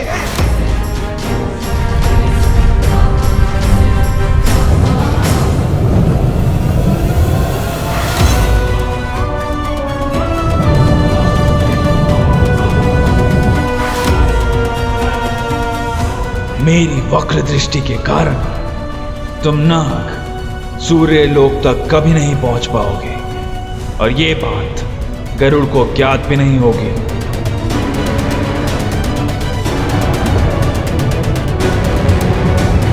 अच्छा है ये सभी नाग अपना वचन निभा रहे हैं और मौन है। ये बोलेंगे नहीं तो कोई समस्या भी खड़ी नहीं होगी।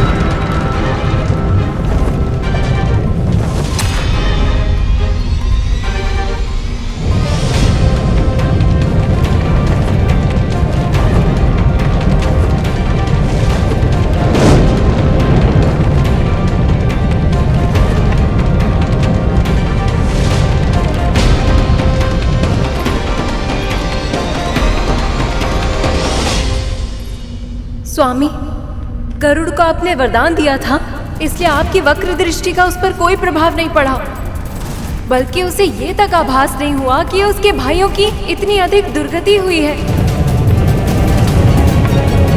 पर जब उसे पता चलेगा तब क्या होगा स्वामी? क्या कद्रू अपने पुत्रों को अर्धमृत अवस्था में देखकर गरुड़ के प्रति अपने क्रोध को नियंत्रित कर पाएगी? क्या स्वयं उसकी माँ विंता उसे इस बात के लिए क्षमा कर पाएगी कि वो अपने भाइयों की सुरक्षा के लिए असफल रहा? और गरुड़, वो तो इतना संवेदनशील है कि उसने वरदान में भी अपने लिए कुछ नहीं मांगा, केवल अपने भाइयों के लिए सुरक्षित वापसी की इच्छा प्रकट की थी। ऐसे में स्वामी, क्या वो स्वयं को क्षमा कर पाएगा? गरुड़ के कारण मैं पहले भी उन नागों को एक बार क्षमा कर चुका हूं, पर अब और नहीं। दंड के योग्य अपराधियों को जब बार बार क्षमा मिलती है तो वो दया को दुर्बलता समझने लगते हैं और उसका दुरुपयोग करते हैं। मैंने उन नागों और उनकी माता दोनों को चेतावनी दी थी, फिर भी उन नागों ने अपने शब्दों से हमारा अपमान किया और उनकी माता ने प्रसाद का तिरस्कार करके ऐसे दुर्व्यवहार को स्वीकारा नहीं जा सकता।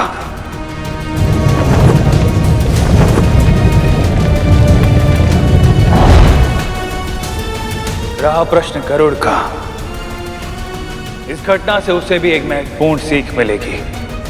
उसे सीखना होगा कि कौन दंड के योग्य है और कौन दया के, क्योंकि भविष्य में उसे भी बार बार ऐसे निर्णय लेने होंगे।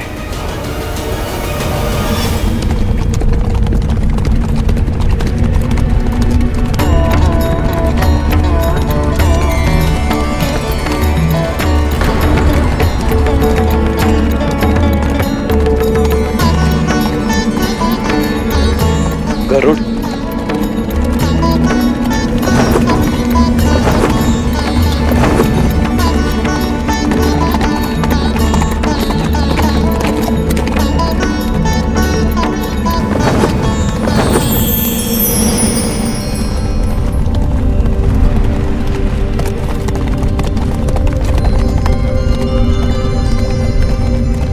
अरुण, कुछ क्षण के लिए तुम अदृश्य होकर रथ चला। इतने समय बाद मैं अपने भाई को देख रहा हूँ और प्रभु मुझे अदृश्य होने का आदेश दे रहे हैं। मैं तुम्हारी दुविधा समझता हूँ अरुण। मुझे गरुड़ की परीक्षा लेनी होगी। अब शीघ्रता करो।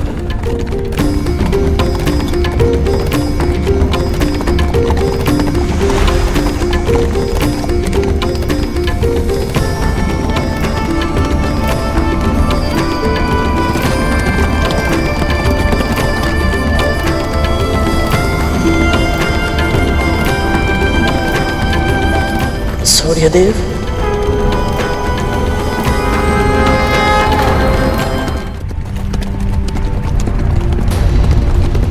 अरुण भैया कहाँ है?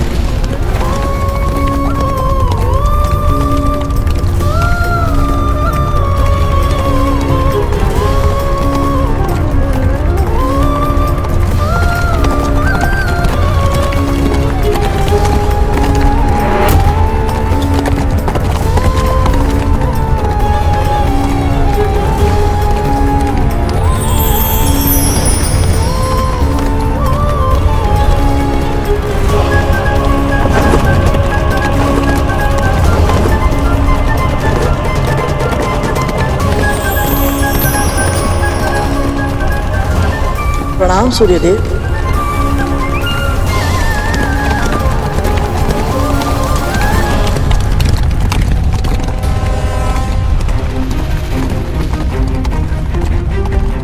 मुझसे कौन सी भूल हो गई कि सूर्यदेव ने ना तो मुझे देखा और ना ही मेरा अभिवादन स्वीकार किया।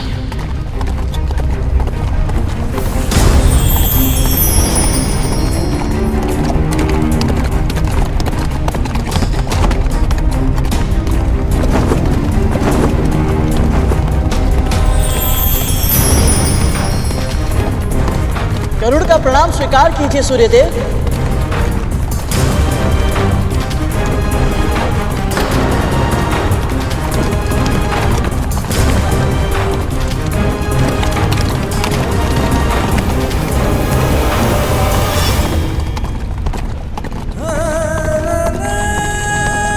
अरुण भैया कहीं दिखाई नहीं दे रहे और सूर्यदेव मेरी ओर देख भी नहीं रहे, तो मैं इनसे बात कैसे करूं?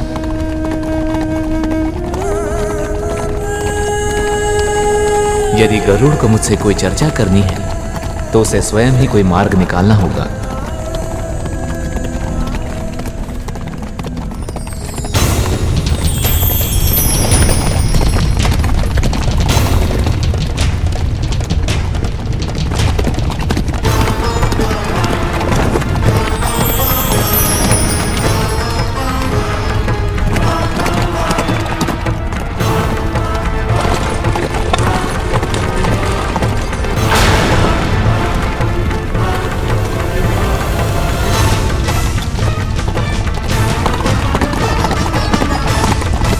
सूर्यदेव चालाक मान रुकेंगे नहीं, मैं यहीं रुकता हूँ। वो चक्कर काट के यहीं से फिर आएंगे।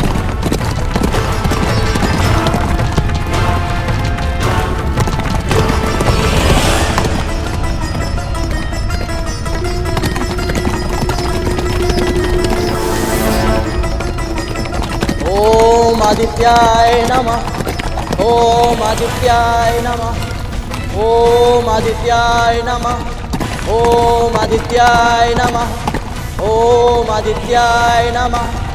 ओम आदित्याय नमः। ओम आदित्याय नमः। ओम आदित्याय नमः।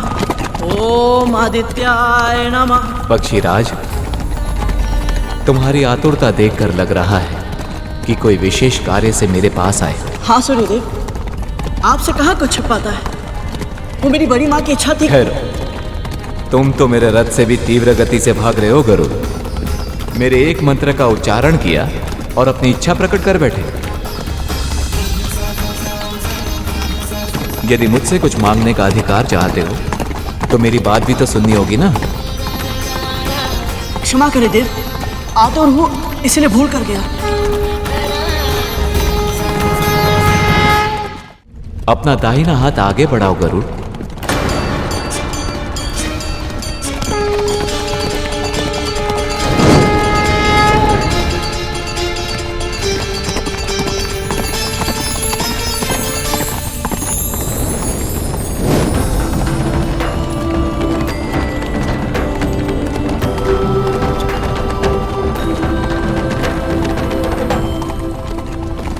ये सूर्य का रथ है गरुड़। समय की तरह ये भी ना तो किसी के लिए रुका है, ना ही कभी रुकेगा। यदि मुझसे चर्चा करनी है तो ये दिया हाथ में लेकर तुम्हें उल्टा दौड़ना होगा। स्मरण रहे, दिया बुझना भी नहीं चाहिए और इसका तेल गिरना भी नहीं चाहिए। देखते हैं तुम ध्यान केंद्रित कर पाते हो या नहीं। जो आज्ञा सूर्यदेव।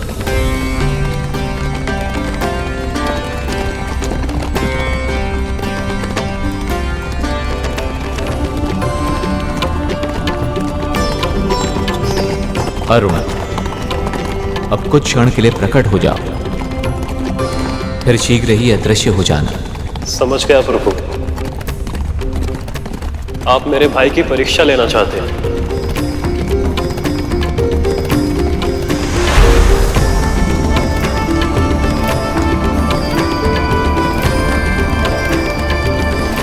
मुझे ऐसे घूर क्यों रहे हो पक्षीराज? मेरी माँ ने बताया था कि परम ब्रह्म निर्गुण जो कुछ इस संपूर्ण सृष्टि के भीतर समाया हुआ है वो उसमें भी है और उसके बाहर।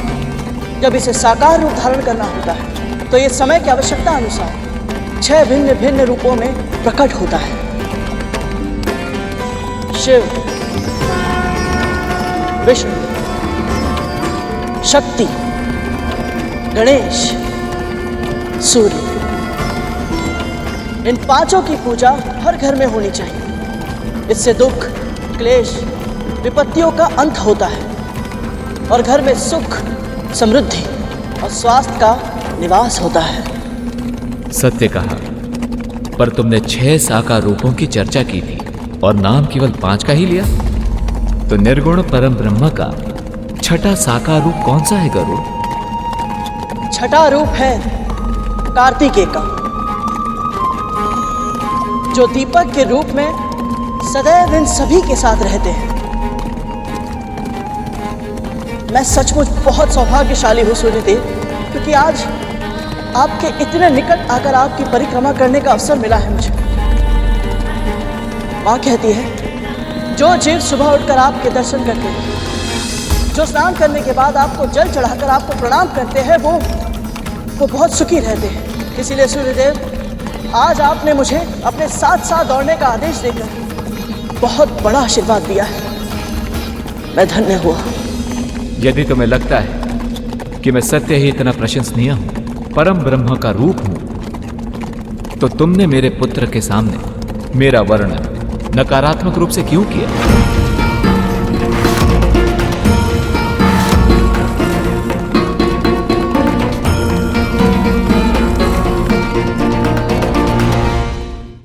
मैं सचमुच बहुत सौभाग्यशाली हूँ सूर्यदेव, क्योंकि आज आपके इतने निकट आकर आपकी परिक्रमा करने का अवसर मिला है मुझे। माँ कहती है जो जीव सुबह उठकर आपके दर्शन करते हैं, जो स्नान करने के बाद आपको जल चढ़ाकर आपको प्रणाम करते हैं, वो बहुत सुखी रहते हैं। उसे कोई भी रोग कभी नहीं छू सकता। उसके तन में ऊर्जा का वास होता है और विचारों में सकारात्मकता का। इसीलिए सूर्यदेव, आज आपने मुझे अपने साथ साथ दौड़ने का आदेश देकर बहुत बड़ा आशीर्वाद दिया है। मैं धन्य हुआ। यदि तुम्हें लगता है कि मैं सत्य ही इतना प्रशंसनीय हूं, परम ब्रह्म का रूप हूं, तो तुमने मेरे पुत्र के सामने मेरा वर्णन नकारात्मक रूप से क्यों किया?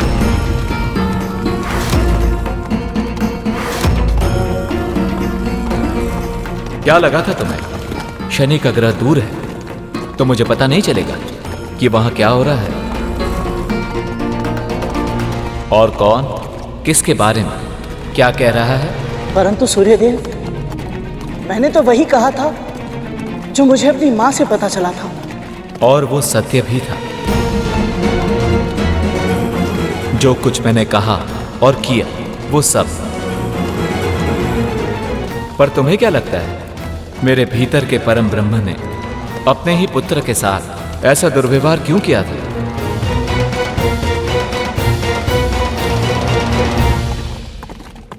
स्पष्ट बोलने के लिए क्षमा चाहता हूं सूर्यदेव, परंतु मुझे ऐसा लगता है कि आप किसी की बातों में आ गए थे।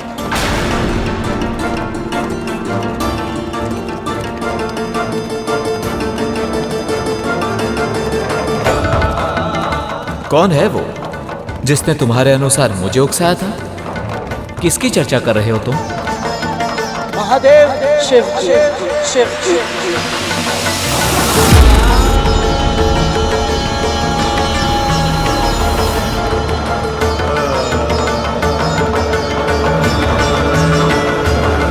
क्या कहना चाहते हो तुम? यही कि प्रभु, आपने जो व्यवहार अपने पुत्र के साथ किया था वो महादेव की लीला थी। उन्होंने सब कुछ पहले से ही निर्धारित कर लिया था। वो ये भी जानते थे कि आपसे कुछ नहीं छिप सकता, इसलिए आपका पुत्र ही प्राणियों को उनके कर्मों का फल देने के लिए सबसे अधिक योग्य होगा। और वो ये भी चाहते थे कि शनिदेव को इतनी बड़ी शक्ति देने से पहले वो उनके व्यक्तित्व से अरिष्ट वर्ग अर्थात सभी 6 विकारों को दूर कर दे, ताकि शनिदेव निष्पक्ष होकर न्याय कर पाए।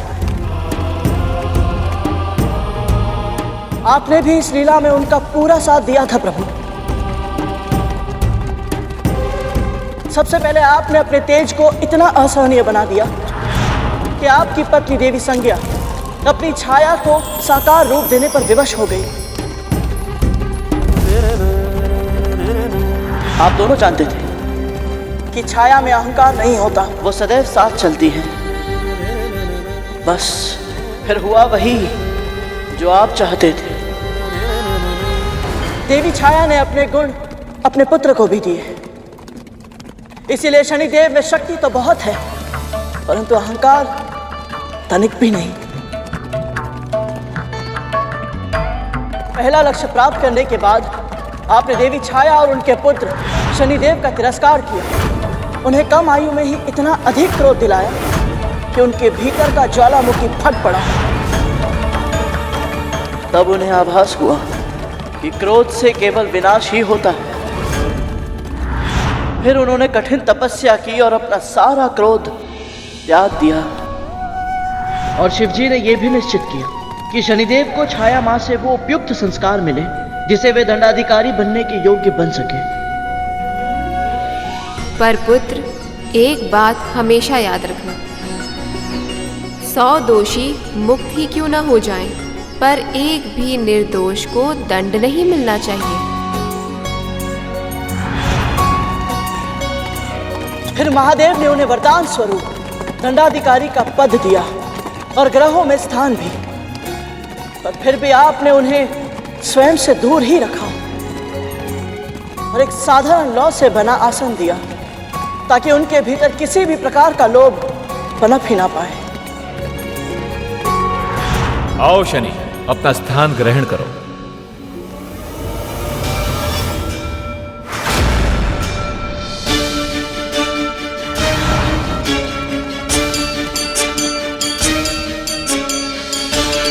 परंतु अब भी एक कार्य शेष था।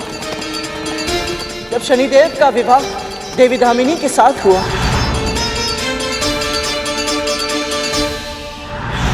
तो आपको ऐसा लगा कि उनके भीतर काम वासना जाग सकती है और उन्हें अपने कर्तव्य पथ से भटका सकती है। इसीलिए आपने अचानक उस समय ऋतु परिवर्तन कर दिया जब शनिदेव महादेव शिव की तपस्या में लीन थे, ताकि देवी दामिनी स्वयं को रोक ना पाए और कामना के वश में आकर उनके पास चली जाए। फिर हुआ वही जो आपने और नियति ने उनके भाग्य में लिखा था। मैं पतिव्रता कामिनी अपने सतीत्व के सभी पुण्यों को साक्षी मानकर आपको श्राप देती हूँ कि आज के बाद आपकी दृष्टि जिस पर भी पड़े उसका सर्वनाश हो जाएगा। देवी दामिनी ने क्रोध में आकर अपने पति को ऐसा श्राप दिया जिसके कारण वो अपनी कामना पर नियंत्रण रखने के लिए विवश हो गए। शनिदेव नहीं जानते थे कि सब कुछ उचित ढंग से करने के बाद भी उनका तिरस्कार क्यों किया जा रहा है। जब संसार से मोह हटा तो उन्होंने अपने हृदय में प्रभु के प्रेम को स्थान दिया और इस प्रकार वो दयालु और दाता बने। तुम्हें यह सब कैसे पता चला? अपने जन्म के बाद से मैंने केवल अपनी माँ को अपने पास पाया है। पिताजी सदैव से ही मुझसे दूर रहे हैं, पर एक बार भेंट हुई थी उनसे। उन कुछ ही पलों में मुझे ये पता चल गया कि भले ही पिता माँ की तरह प्रेम नहीं दर्शाते, परंतु वो अपने पुत्र को हानि नहीं पहुंचा सकते। नारियल के फल की तरह होता है उनका स्वभाव, बाहर से कठोर परंतु भीतर से नर्म, जल की तरह जीवनदायक, त्याग की मूर्ति होते हैं पिता। तभी तो अपनी संतानों का व्यक्तित्व निखारने के लिए, उनके भले के लिए वो स्वयं भी बुरा बनने से नहीं झिझकते।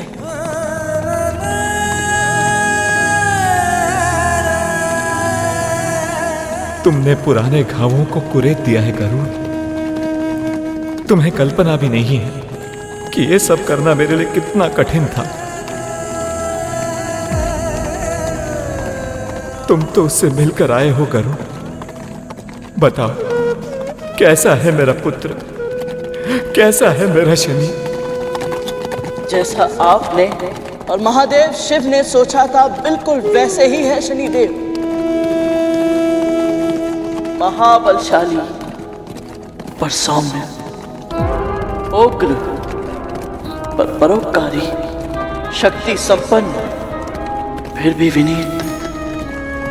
सत्य तो ये है सूर्यदेव, उनसे मिलने के पश्चात मुझे आभास हुआ कि वो आपसे बहुत स्नेह करते हैं, बहुत सम्मान करते हैं आपका। एक पुत्र अपनी माँ के साथ किसी भी विषय पर खुलकर बात कर सकता है, परंतु उसकी आंखों में केवल एक ही स्वप्न होता है, अपने पिता का गौरव बनना।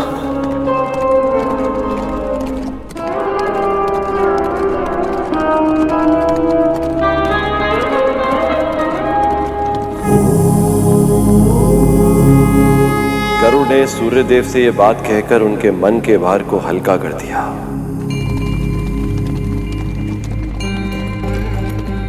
भविष्य में जब जब पिता पुत्र के संबंध जटिल होंगे तो यह प्रसंग सुनकर मतभेद मिटाए जाएंगे। जिस बुद्धि कौशल के साथ गरुड़ ने इस रहस्य को समझा है, उसे जानने के बाद मुझे पूरा विश्वास है कि गरुड़ अपने जीवन के लक्ष्य तक अवश्य पहुंचेगा। समस्त संसार में सबसे बड़ा मातृ और पितृ भक्त कहलाएगा।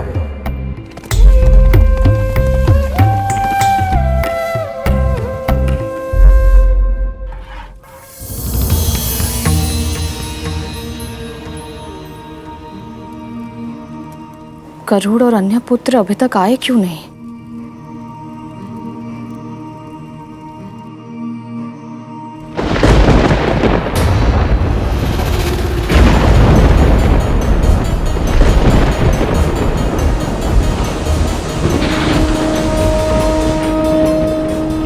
अचानक वातावरण क्यों बदल गया?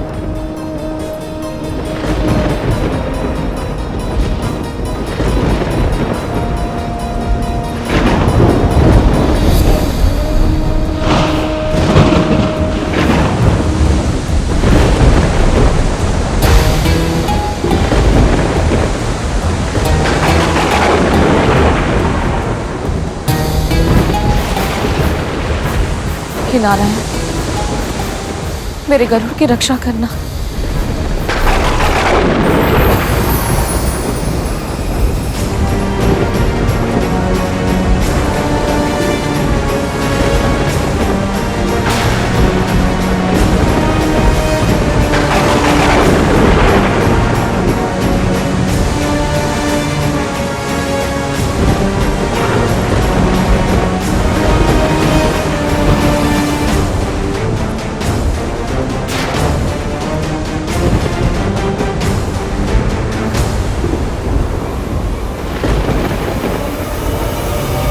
ये दूध तो फट गया।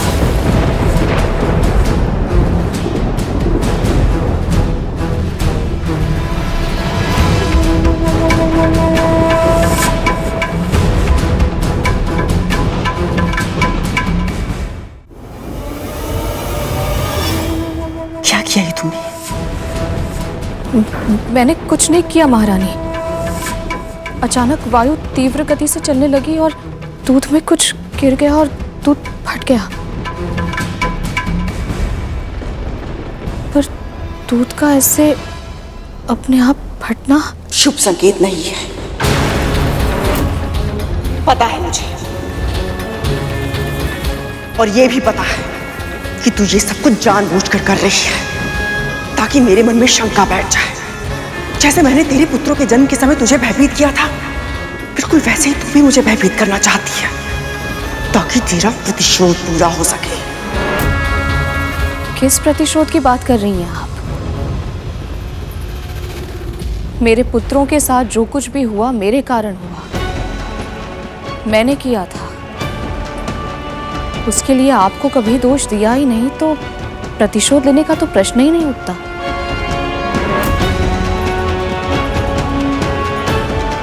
मैं भी एक मां हूं विंता, और अच्छे से जानती हूं एक मां अपने 100 कष्ट भूल सकती है, किंतु अपनी संतान का छोटे से छोटा कष्ट भी उसे सदैव स्मरण रहता है। कौन सी चोट कब कहां कैसे लगी, कितने दिन बाद भरी, कौन से घाव का निशान कहां पड़ा है और कौन से घाव का कोई भी निशान नहीं पड़ा है, एक मां कभी नहीं भूलती है, वो चाहे कितनी भी महान क्यों ना हो। मैं जानती हूं कि तूने सैकड़ों वर्षों तक गरुड़ के जन्म की प्रतीक्षा की है, क्योंकि तुझे ऐसा लगता है कि वो तुझे मेरी दास्तां से मुक्त करवाएगा। तो फिर प्रतिशोध की भावना तो मन में उपज ही रही होगी ना। ये खेल मत खेल, क्योंकि इसका आविष्कार मैंने किया था, इसलिए मेरे मन में शंका का बीज मत बोना। बंद कर दे ये खेल, हाँ? और एक बात, अपने और अपने पुत्र के मस्तिष्क से ये भ्रम बाहर निकालकर फेंक देना कि तुम दोनों को मेरी दास्तां से मुक्ति मिलेगी। कभी नहीं, कभी नहीं।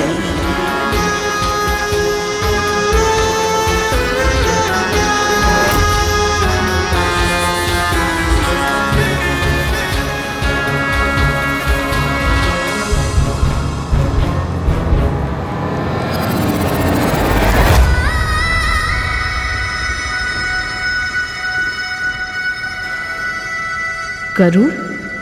माँ, क्या हुआ गरुड़?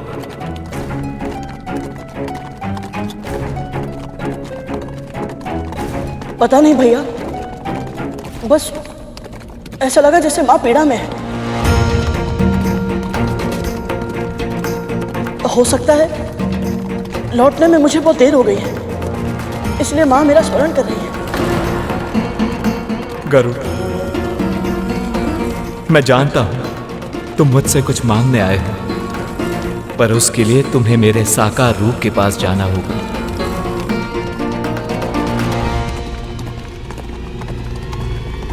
साकार रूप प्रभु? इस रथ पर आसीन जो तुम्हारे सामने है, वो मेरा एक अंश मात्र है गरुड़। मेरा संपूर्ण रूप तो सूर्यलोक में ही विद्यमान है, और अरुण का सत्य रूप भी तुम्हें वहीं मिलेगा। सूर्यलोक पहुंचकर हम दोनों से मिलो, और जो इच्छा है मांग लो। आपका बहुत बहुत आभार सूर्यदेव।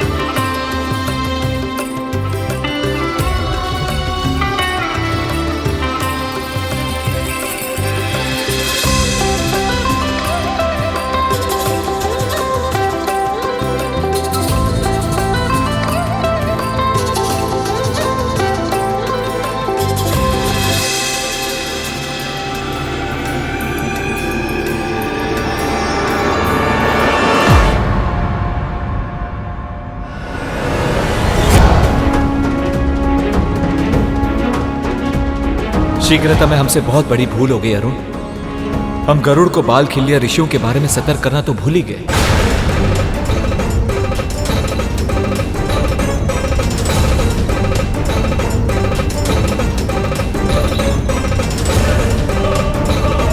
यदि उसने भूल में उन्हें लांग दिया या कोई हानि पहुंचा दी तो अनर्थ हो जाएगा प्रभु।